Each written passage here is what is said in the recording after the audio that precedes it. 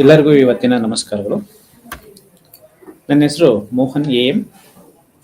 ಕಳೆದ 9 ವರ್ಷಗಳಿಂದ ಮನೋವಿಜ್ಞಾನ ವಿಭಾಗದಲ್ಲಿ ಕೆಲಸವನ್ನು ನಿರ್ವಹಿಸ್ತಾ ಇದ್ದೇನೆ. ಪ್ರಸ್ತುತ ಬೆಂಗಳೂರು ವಿಶ್ವವಿದ್ಯಾಲಯ ಜ್ಞಾನಭಾರತಿ ಕ್ಯಾಂಪಸ್ ಅಲ್ಲಿರೋ ಮನೋವಿಜ್ಞಾನ ವಿಭಾಗದಲ್ಲಿ ಕೆಲಸವನ್ನು ನಿರ್ವಹಿಸ್ತಾ ಇದ್ದೇನೆ.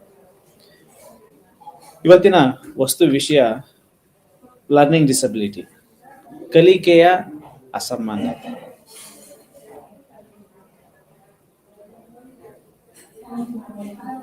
ಕಲಿಕೆಗೆ ಸಂಬಂಧಿಸಿದಂತೆ ಇರ್ತಕ್ಕಂಥ ಸಮಸ್ಯೆಗಳು. ಅದಕ್ಕೂ ಮುಂಚೆ ಕಲಿಕೆನಲ್ಲಿ ಹಲವಾರು ರೀತಿಯಾದಂತಹ ಥಿಯರೀಸ್ಗಳಿದೆ, ಸಿದ್ಧಾಂತಗಳಿದೆ, ಟೈಪ್ಸ್ ಇದೆ. ಲರ್ನಿಂಗ್ ಡಿಸಬಿಲಿಟೀಸ್ನ ಟೈಪ್ಸು. ಓಕೆ, ಸೊ ಇವೆಲ್ಲ ಟೈಪ್ಸ್ ಬರುತ್ತೆ. ಸೊ ಇಷ್ಟು ವಸ್ತು ವಿಷಯಗಳು: dyslexia, dyspraxia, ADHD, dyscalculia, so memory. So ಇವೆಲ್ಲ ಒನ್ ಬೈ ಒನ್ ನೋಡ್ತಾ ಹೋಗೋಣ. ಸೊ ಏನಪ್ಪಾ ಅಂತಂದ್ರೆ ಲರ್ನಿಂಗ್, ಕಲಿಕೆ ಅಂತಂದ್ರೆ ಏನು, ಕಲಿಕೆಯ ವ್ಯಾಖ್ಯಾನ, ಕಲಿಕೆ ಹೇಗೆ ನಮ್ಮಲ್ಲಿ ಶುರು ಆಗುತ್ತೆ, ಸೊ ಕಲಿಕೆಗೆ ಇರ್ತಕ್ಕಂತಹ ನ್ಯೂನತೆಗಳು, ಕಲಿಕೆನಲ್ಲಿ ಇರ್ತಕ್ಕಂಥ ಡಿಸಬಿಲಿಟೀಸ್, ಲರ್ನಿಂಗ್ ಡಿಸಬಿಲಿಟೀಸ್. ಸೊ ಇಷ್ಟು ವಸ್ತು ವಿಷಯಗಳು ಇವತ್ತು ಡಿಸ್ಕಸ್ ಮಾಡುವ. ಸೊ ಮೊದಲಿಗೆ ಲರ್ನಿಂಗ್ ಡಿಸಬಿಲಿಟಿ. ಸೊ ಕಲಿಕೆಯ ಅಂಗವೈಕಲ್ಯ ವರ್ಗೀಕರಣದಲ್ಲಿ ಹಲವಾರು ಕಾರ್ಯನಿರ್ವಹಣೆಯ ಪ್ರದೇಶಗಳನ್ನ ಒಳಗೊಂಡಿದೆ. ಸೊ ಅಂದ್ರೆ ಲರ್ನಿಂಗ್ ಡಿಸಬಿಲಿಟೀಸ್ ಅಂತಂದ್ರೆ ಇಟ್ ಈಸ್ ಏನಾದ್ರೂ ಒಂದು ಸ್ಪೀಕ್ ಮಾಡ್ತೀವಿ, ಏನಾದ್ರೂ ಒಂದು ಕಲಿತೀವಿ, ಲಿಸನಿಂಗ್ ಮಾಡ್ಕೊಳ್ತೀವಿ, ಅದು ಕೋರ್ಡಿನೇಷನ್ಸ್ ಇದೆ, ಕೋರ್ಡಿನೇಷನ್ಸ್ ಇದೆ, ಕಾಂಪ್ರಿಹೆನ್ಷನ್ಸ್ ಇದೆ. ಸೊ ಇದರಲ್ಲೆಲ್ಲ ಪ್ರಾಬ್ಲಮ್ ಇದೆ, ಸಮಸ್ಯೆಗಳಿದೆ. ಅಂತಹ ಸಮಸ್ಯೆಗಳನ್ನ ಒಳಗೊಂಡ ಒಂದು ಅಂಶಗಳನ್ನ ನಾವು ಲರ್ನಿಂಗ್ ಡಿಸಬಿಲಿಟೀಸ್ ಅಂತ ಕರಿಬಹುದು. ಏನಾದ್ರೂ ಒಂದು ವಿಷಯಗಳನ್ನ ನಾವು ಕಲಿತಾ ಇದ್ದೀವಿ. ಸೊ ಕಲಿತಾ ಇರ್ತಕ್ಕಂಥ ವಿಷಯಗಳನ್ನ ನಾವು ಬೇರೆಯವ್ರ ಕಡೆಯಿಂದ ಏನು, ಅಥವಾ ಯಾವ್ದೋ ಒಂದು ಯೂಟ್ಯೂಬ್ ಇರ್ಬೋದು, ಅಥವಾ ಯಾರೋ ಒಂದು ಟೀಚರ್ಸ್ ಇದ್ದಾರೆ, ಸೊ ಅವ್ರ ಕಡೆಯಿಂದ ಇನ್ಫಾರ್ಮೇಶನ್ ಏನ್ ಕೊಡ್ತಾರೆ ಅದನ್ನ ರಿಸೀವ್ ಮಾಡ್ಕೊಳ್ತಾ ಇದೀವಿ, ಅರ್ಥೈಸ್ಕೊಳ್ತಾ ಇದೀವಿ, ಸಂಗ್ರಹ ಮಾಡ್ಕೊಳ್ತಾ ಇದೀವಿ. ಸೊ ಅದನ್ನ ಯಾವ ರೀತಿ ಆಗಿ ಅದನ್ನು ಯುಟಿಲೈಸ್ ಮಾಡ್ಕೊಳ್ತಾ ಇದೀವಿ, ಬಂದಿರ್ತಕ್ಕಂಥ ಅಥವಾ ಬರ್ತಾ ಇರ್ತಕ್ಕಂಥ ಇನ್ಫಾರ್ಮೇಶನ್ಸ್ ಗಳನ್ನ. ಸೊ ದಟ್ ಈಸ್ ಲರ್ನಿಂಗ್, ಕಲಿಕೆ. ಕಲಿಕೆಯ ಈ ವೈಕಲ್ಯತೆಗಳಿದೆಯಲ್ಲ, ಲರ್ನಿಂಗ್ ಡಿಸಬಿಲಿಟೀಸ್ ಇದೆಯಲ್ಲ, ಈ ಲರ್ನಿಂಗ್ ಡಿಸಬಿಲಿಟೀಸ್ ಅಲ್ಲಿ ಇದ್ಯಾವುದು ಪ್ರಕ್ರಿಯೆಗಳನ್ನ ನಾವು ಮಾಡ್ಲಿಕ್ಕೆ ಸಾಧ್ಯ ಆಗದೆ ಇರುವಂತ ಸಂದರ್ಭಕ್ಕೆ ನಾವು ಬಂದು ನಿಲ್ತೇವೆ, ಅಥವಾ ಅದರಲ್ಲಿ ಇರ್ತಕ್ಕಂಥ ನ್ಯೂನತೆಗಳಿಗೆ ನಾವು ಒಳಗಾಗ್ತೇವೆ. ಉದಾಹರಣೆಗೆ ಹೇಳ್ಬೇಕು ಅಂತ ಅಂದ್ರೆ, ಸೊ ಏನೋ ಒಂದು ಪ್ರೋಸೆಸ್ ಇರುತ್ತೆ, ಲರ್ನಿಂಗ್ ಪ್ರೋಸೆಸ್, ಅಟೆನ್ಷನ್ ಇಂದ ಹಿಡಿದು. ಸೊ ಎಲ್ರಿಗೂ ಸಹ ಈ ಅಟೆನ್ಷನ್ ಅನ್ನೋದು ಬೇಕು, ಒಂದು ಕಲಿಕೆಯ ಪ್ರಕ್ರಿಯೆನಲ್ಲಿ ಇರಬೇಕು ಅಂತ ಅಂದಾಗ. ಅದ್ರಲ್ಲಿ ಏನಾದ್ರು ಡಿಫಿಸಿಟ್ ಇತ್ತು ಅಂತಾರೆ, ಅಟೆನ್ಷನ್ ಡಿಫಿಸಿಟ್ ಇತ್ತು ಅಂತ ಅಂದ್ರೆ ಲರ್ನಿಂಗ್ ನ ಅಥವಾ ಇನ್ಪುಟ್ಸ್ ಗಳು ಏನ್ ಬರುತ್ತೆ, ಆ ಪ್ರೋಸೆಸ್ ಅಲ್ಲಿ ಬರ್ತಕ್ಕಂಥ ಇನ್ಪುಟ್ಸ್ ಅದು ನಾರ್ಮಲ್ ಫ್ಲೋ ಆಗೋದಿಲ್ಲ. ಸೊ ಈ ಕಲಿಕೆ ಅಥವಾ ಏನೋ ಒಂದು ಇನ್ಫಾರ್ಮೇಶನ್ ಅನ್ನ ನಾವೇನು, ಸೊ ಅದಕ್ಕೂ ಮುಂಚೆ ನಾವು ಕಲಿಕೆ ಅನ್ನೋದೇ ಆದ್ರೆ ನಮ್ಮ ವರ್ತನೆನಲ್ಲಿ, ಸೊ ಟೆಂಪರವರಿ, ತಾತ್ಕಾಲಿಕ ಅಥವಾ ಪರ್ಮನೆಂಟ್, ಶಾಶ್ವತವಾಗಿ ನಮ್ಮ ವರ್ತನೆಯಲ್ಲಿ ಏನಾದರೂ ಸತತ ಪ್ರಯತ್ನದಿಂದ ಬದಲಾವಣೆಗಳು ಏನಾದ್ರೂ ಕಂಡು ಬಂದ್ರೆ, ಸೊ ಅದನ್ನ ನಾವು ಕಲಿಕೆ ಅಂತ ಕರಿಬಹುದು. ಸೊ ನಾವು ಗೂಗಲ್ ಮಾಡಿದ್ರೆ ವಾಟ್ ಈಸ್ ಲರ್ನಿಂಗ್ ಅನ್ನೋದೇ ಆದ್ರೆ, so n number of definitions we can get it. So ಅನೇಕ, ಸೊ ತಾರಂಡ್ಯ ಕೇಳಿರುವಂಥದ್ದು, ಸೊ ಬೇರೆ ಬೇರೆ ಸೈಕಾಲಜಿಸ್ಟ್ ಹೇಳಿರ್ತಕ್ಕಂಥದ್ದು, ಫಿಸಿಷಿಯನ್ಸ್ ಹೇಳಿರ್ತಕ್ಕಂಥದ್ದು, ಸೊ ಥಿಯರೀಸ್ಗಳಿದೆ. ಓಕೆ, ಸೊ ಆಲ್ಬರ್ಟ್ ಬಂಡೂರ ಇರ್ಬೋದು, ಲರ್ನಿಂಗ್ ಪಾವ್ಲಾವ್ ಇರ್ಬೋದು, ಸ್ಕಿನ್ನರ್ ಇರ್ಬೋದು. ಸೊ ಎಲ್ಲರೂ ಅವ್ರದೇ ಆದಂತ ಒಂದು ವ್ಯಾಖ್ಯಾನಗಳನ್ನ ಕೊಡ್ತಾ ಹೋಗಿದ್ದಾರೆ. ಅದನ್ನೆಲ್ಲ ಕ್ರೋಢೀಕರಿಸಿ ಕನ್ಸಾಲಿಡೇಟೆಡ್ ಮಾಡಿ, ಸೊ ವಾಟ್ ಈಸ್ ಲರ್ನಿಂಗ್ ಅನ್ನೋದೇ ಆದ್ರೆ, ಸೊ ನಮ್ಮ ವರ್ತನೆನಲ್ಲಿ, ಸೊ ವರ್ತನೆ, ಯಾಕೆಂದ್ರೆ ಸೈಕಾಲಜಿ ಸ್ಟಡಿ ಮಾಡೋದು ಸೈಂಟಿಫಿಕ್ ಆಗಿ ವರ್ತನೆಯನ್ನು ಔಟ್ಪುಟ್ ಬರ್ತಾ ಇದೆ. ಸೊ ನಾವು ಹೇಗೆ ನಮ್ಮ ಬಿಹೇವಿಯರು ದಿನದಿಂದ ದಿನಕ್ಕೆ ಚೇಂಜ್ ಆಗ್ತಾ ಇರುತ್ತೆ, ಸೊ ಅದು ಬದಲಾವಣೆಗಳಾಗ್ತಾ ಇರುತ್ತೆ. ಸೊ ಒಂದೇ ರೀತಿ ಸ್ಟಾಗ್ನೆಂಟ್ ಆಗಿರೋದಿಲ್ಲ. ಸ್ಟಾಗ್ನೆಂಟ್ ಆಗಿ ಇದೆ ಅಂತ ಅಂದಾಗ, ಸೊ ಅಲ್ಲಿ ಲರ್ನಿಂಗ್ ಪ್ರೋಸೆಸ್ಗಳು ಆಗ್ತಾ ಇಲ್ಲ. ಸೊ ನಾವು ಚಿಕ್ಕ ವಯಸ್ಸಿನಲ್ಲಿ ಸೊ ಯಾವ ರೀತಿಯಾದಂತಹ ವರ್ತನೆಗಳನ್ನ ತೋರಿಸ್ತಾ ಇದ್ವಿ, ಯಾವ ಪ್ರಚೋದನೆಗೆ ನಾವು ಯಾವ ರೀತಿಯಾದಂತಹ ಪ್ರತಿಕ್ರಿಯೆಗಳನ್ನ ನಾವು ಕೊಡ್ತಾ ಇದ್ವಿ, ಸೊ ಅಂಥದ್ದೇ ಪ್ರಚೋದನೆಗಳಿಗೆ ಈಗ ಕೊಡ್ತಾ ಇರತಕ್ಕಂತಹ ಒಂದು ಪ್ರತಿಕ್ರಿಯೆಗಳು, ಆ ಪ್ರತಿಕ್ರಿಯೆ ಅಥವಾ ದಾಟಿ ಇರುತ್ತಲ್ಲ, ದಾಟಿನಲ್ಲಿ ಸಾಕಷ್ಟು ಬದಲಾವಣೆಗಳನ್ನು ನಾವು ನೋಡಬಹುದು. ಸೊ ಅದನ್ನೇ ಕಲಿಕೆ. ಸೊ ಅಂದ್ರೆ ಅದು ನಮ್ಮ ವರ್ತನೆನಲ್ಲಿ ಕಾಣಿಸ್ಕೊಳ್ಳುತ್ತೆ. ನಾವು ಯೂಸ್ ಮಾಡ್ತಾ ಇರ್ತ day to day life activities ಅಲ್ಲಿ ಬಂದಿರ್ತಕ್ಕಂಥ ಅಥವಾ ಬರ್ತಾ ಇರ್ತಕ್ಕಂಥ ಎಲ್ಲಾ ಅಂಶಗಳಲ್ಲೂ ಸಹ ಅದು ಕಾಣಿಸ್ಕೊಳ್ತಾ ಇರುತ್ತೆ. ಅದು ತಾತ್ಕಾಲಿಕ ಆಗಿರಬಹುದು. ಸೊ ತಾತ್ಕಾಲಿಕ ಅಂತ ಅಂದ್ರೆ 1 ಡೇ ಇರ್ಬೋದು, 1 ವೀಕ್ ಇರ್ಬೋದು, 1 ವರ್ಷ ಇರ್ಬೋದು. ಸೊ ಎಲ್ಲಾ ಅಂಶಗಳು ನಮ್ಮಲ್ಲಿ ಲೈಫ್ ಲಾಂಗ್ ಇರುತ್ತೆ ಅಂತ ಹೇಳಲಿಕ್ಕೆ, ಸಂಗತಿಗಳು ಇರುತ್ತೆ ಅಂತ ಹೇಳಲಿಕ್ಕೆ ಸಾಧ್ಯ ಇರೋದಿಲ್ಲ. ಸೊ ಕೆಲವೊಂದು ಸಮಯ ಶಾರ್ಟ್ ಡ್ಯೂರೇಷನ್ಸ್ ಇರುತ್ತೆ, ಕೆಲವೊಂದು ಲಾಂಗ್ ಡ್ಯೂರೇಷನ್ಸ್ ಅಲ್ಲಿ ಇರುತ್ತೆ. ಒಟ್ಟಾರೆ ಹೇಳ್ಬೇಕು ಅನ್ನೋದಾದ್ರೆ ನಮ್ಮ ವರ್ತನೆಯಲ್ಲಿ ಕಂಡು ಬಂದಿರತಕ್ಕಂಥ ಅಥವಾ ಕಂಡು ಬರುವಂತಹ ಒಂದು ಅದು ಸತತ ಅಭ್ಯಾಸಗಳಿಂದ, ಪ್ರಯತ್ನಗಳ ಫಲವಾಗಿ ಬಂದಿರತಕ್ಕಂತಹ ಬದಲಾವಣೆಗಳಾಗಿರಬೇಕು. ಕೆಲವೊಂದು ಬಾರಿ ಬೈ ಮೆಚುರಿಟಿ ಅಂದ್ರೆ ಏಜ್ ಫ್ಯಾಕ್ಟರ್ಸ್ ಇಂದ ಇರಬಹುದು, ಅಬ್ಸರ್ವೇಷನ್ ಫ್ಯಾಕ್ಟರ್ಸ್ ಗಳಿಂದ ಇರಬಹುದು, ಅಥವಾ ಬೇರೆ ಇನ್ಯಾವುದೋ ಒಂದು ಹೆರಿಡಿಟಿ ಫ್ಯಾಕ್ಟರ್ಸ್ ಗಳಿಂದ ಇರಬಹುದು. ಆ ಒಂದು ಸಂದರ್ಭಕ್ಕೆ ತನ್ನಷ್ಟಕ್ಕೆ ತಾನೇ ಕೆಲವೊಂದು ಮೆಚುರಿಟಿಯನ್ನ, ಪಕ್ವತೆಗಳನ್ನ ಕಾಣಿಕೊಳ್ಳುತ್ತೆ. ಸೊ ಅದನ್ನ ನಾವು ಕಲಿಕೆ ಅಂತ ಹೇಳಲಿಕ್ಕೆ ಸಾಧ್ಯ ಆಗೋದಿಲ್ಲ. ಆ ಒಂದು ಕಲಿಕೆ ಅನ್ನೋದು ನಾವು ಅದಕ್ಕೆ ಒಂದು ವ್ಯಾಖ್ಯಾನಗಳನ್ನ ಕೊಡಬೇಕು ಅಂತ ಅಂದಾಗ, ನಮ್ಮಲ್ಲಿ ಆ ಒಂದು ಸ್ಕಿಲ್ ಅನ್ನ, ಆ ಒಂದು ವರ್ತನೆಯನ್ನ ಬದಲಾಯಿಸ್ಕೊಳ್ಳುವಂತಹ ಒಂದು ಪ್ರಕ್ರಿಯೆ ಏನಿರುತ್ತಲ್ಲ, ಆ ಪ್ರಕ್ರಿಯೆಗೆ ನಮ್ಮ ಎಫರ್ಟ್, ನಮ್ಮ ಪ್ರಯತ್ನ ಇದ್ದಾಗ ಮಾತ್ರ ಅದು ಕಲಿಕೆ ಅಂತ ಕಾಣಿಸ್ಕೊಳ್ಳುತ್ತೆ. ಸೊ ಇಲ್ಲಿ ಪ್ರಯತ್ನ ಅನ್ನೋದು ಬಹಳ ಮುಖ್ಯವಾಗುತ್ತೆ. ಸೊ ಅದರಲ್ಲಿ ಒಮ್ಮೆ ಏನಾದ್ರೂ ನಾವು ಆ ಪ್ರಯತ್ನದಲ್ಲಿ ಸಕ್ಸಸ್ ಅನ್ನ ಕಂಡ್ರೆ, ಸೊ ಸಕ್ಸಸ್ ಕಾಣಬಹುದು, ಅಥವಾ ನಮ್ಮ ವರ್ತನೆಯಲ್ಲಿ ಕೆಲವೊಂದು ಚೇಂಜಸ್ ಗಳನ್ನ ನಾವು ಕಾಣಬಹುದು. ಫಾರ್ ಎಕ್ಸಾಂಪಲ್, ಏನೋ ಒಂದು ದೊಡ್ಡದಾದಂತಹ ಒಂದು ಅಚೀವ್ಮೆಂಟ್ ಅನ್ನ ನಾವು ಮಾಡ್ಲಿಕ್ಕೆ ಒಂದು ಪ್ರಯತ್ನಗಳನ್ನ ಮಾಡ್ತಾ ಇರ್ತೀವಿ. ಆ ಮಾಡುವಂತ ಪ್ರಕ್ರಿಯೆನಲ್ಲಿ ಅದು 1 ಇಯರ್ ಆಗಿರ್ಬೋದು, ಅದು 2 ಇಯರ್ಸ್ ಆಗಿರ್ಬೋದು, ಅದನ್ನ ಅಚೀವ್ಮೆಂಟ್ ಮಾಡ್ಲಿಕ್ಕೆ. ಓಕೆ, ಸೊ ಅನೇಕ ರೀತಿಯಾದಂತಹ ಬದಲಾವಣೆಗಳನ್ನ ನಾವು ಮಾಡ್ಕೋಬೇಕಾಗುತ್ತೆ. Okay, so for example javelin throw. So javelin throw ಅನ್ನ ನಾವು ಒಂದು ಅಚೀವ್ಮೆಂಟ್ ಇರುತ್ತೆ. ಸೊ ಏನು ಅದಕ್ಕೆ ಬದಲಾವಣೆ ಆಗ್ತಕ್ಕಂಥದ್ದು, ನಮ್ಮ ವರ್ತನೆಯಲ್ಲಿ ಕಂಡು ಬರ್ತಕ್ಕಂಥ ಬದಲಾವಣೆಗಳೇನು? ಸೊ ನಮ್ಮ ಫಿಸಿಕಲ್ ಫಿಟ್ನೆಸ್ ಇರಬೇಕು, ಯಾವ ರೀತಿಯಾದಂಥ ಆಹಾರವನ್ನ, ಗುಣಮಟ್ಟದ ಆಹಾರವನ್ನ ಸೇವನೆ ಮಾಡಬೇಕು. ಓಕೆ, ನಮ್ಮ ಲೈಫ್ ಸ್ಟೈಲ್ ಯಾವ ರೀತಿಯಾಗಿರ್ಬೇಕು ಅಂದ್ರೆ ಸ್ಟ್ರೆಂತ್ ಅನ್ನ ಮೇಂಟೈನ್ ಮಾಡಲಿಕ್ಕೆ. ಸೊ ಕಾನ್ಸಂಟ್ರೇಷನ್ ಯಾವ ರೀತಿಯಾಗಿರ್ಬೇಕು, ಸೊ ಎಷ್ಟು ದೂರದಿಂದ ನಾವು ಅದನ್ನು ಪ್ರಾಕ್ಟೀಸ್ ಮಾಡಬೇಕು, ಓಡ್ ಬಂದು ಅದನ್ನು ಎಸೆಯುವಂತ ಪ್ರಯತ್ನ ಮಾಡಬೇಕು. ಸೊ ಇದು ಒಂದು ದಿನದಲ್ಲಿ ಆಗ್ತಕ್ಕಂಥ ಕೆಲಸನಾ? ಸೊ ಇಲ್ಲ, ಇದು ನಿರಂತರವಾದಂತಹ ಒಂದು ಗೋಲ್ ಅನ್ನ ಅಚೀವ್ಮೆಂಟ್ ಮಾಡ್ಲಿಕ್ಕೆ ನಿರಂತರವಾದಂತಹ ಒಂದು ಪ್ರಯತ್ನ ಇರುತ್ತೆ. ಓಕೆ, ಸೊ ನಮ್ದು ಲೈಫ್ ಸ್ಟೈಲ್ ಚೇಂಜ್ ಆಗುತ್ತೆ. ಸೊ ನಾವು ನಮ್ಮ ವರ್ತನೆ ಬದಲಾಗಿದೆ ಅಂತ ನಾವು ತೋರಿಸ್ಬೇಕು ಅನ್ನೋದೇ ಆದ್ರೆ, ಸೊ ವರ್ತನೆ ಬದಲಾಗಿದೆ ಅಂತ ನಾವು ಸಿಗ್ನಿಫಿಕೆಂಟ್ ನೋಟಿಸ್ ಆಗ್ಲೇಬೇಕು ಅನ್ನೋದೇ ಆದ್ರೆ, ಅಚೀವ್ಮೆಂಟ್ ಆಗ್ಲೇಬೇಕು ಅಂತ ಏನಿಲ್ಲ. ಸಣ್ಣ ಸಣ್ಣ ಬದಲಾವಣೆಗಳು ಏನ್ ಕಂಡು ಬರ್ತಾ ಇರುತ್ತೆ ನಮ್ಮ ವರ್ತನೆಯಲ್ಲಿ. ಫುಡ್, ಕ್ವಾಲಿಟಿ ಆಫ್ ಫುಡ್ ಇರ್ಬೋದು, ಸ್ಲೀಪ್ ಇರ್ಬೋದು, ಲೈಫ್ ಸ್ಟೈಲ್ ಇರ್ಬೋದು. ಸೊ ಒಂದು ಪ್ರಯತ್ನದಲ್ಲಿ, ಸೊ ಫಸ್ಟ್ ಡೇ ನಲ್ಲಿ ನಮ್ಮ ಎಫರ್ಟ್ ಯಾವ ರೀತಿ ಆಗಿರುತ್ತೆ, ಸೆಕೆಂಡ್ ಡೇ ನಲ್ಲಿ ಯಾವ ರೀತಿ ಆಗಿರುತ್ತೆ, ಸೊ ಏನ್ ಡೆವಲಪ್ಮೆಂಟ್ ಆಗ್ತಾ ಇರುತ್ತೆ. So it is all about learning. ಅದು ಕಾಣಿಸ್ಕೊಳ್ತಾ ಇರುತ್ತಲ್ಲ. ಸೊ ನಮ್ಮ ಪ್ರತಿನಿತ್ಯದ ದೈನಂದಿನ ಚಟುವಟಿಕೆನಲ್ಲಿ ಏನೆಲ್ಲ ಬದಲಾವಣೆಗಳು ಆಗ್ತಾ ಇರುತ್ತೆ. ಫಾರ್ ಎಕ್ಸಾಂಪಲ್ ರನ್ನಿಂಗ್ ರೇಸ್ ಅಂತ ಹೇಳ್ಬೋದು.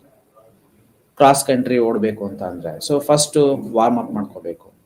ಓಕೆ, ಸೊ ಫಾಸ್ಟ್ ವಾಕಿಂಗ್ ಇರಬೇಕು, ನೆಕ್ಸ್ಟ್ ಸ್ಲೋ ರನ್ನಿಂಗ್ ಇರಬೇಕು.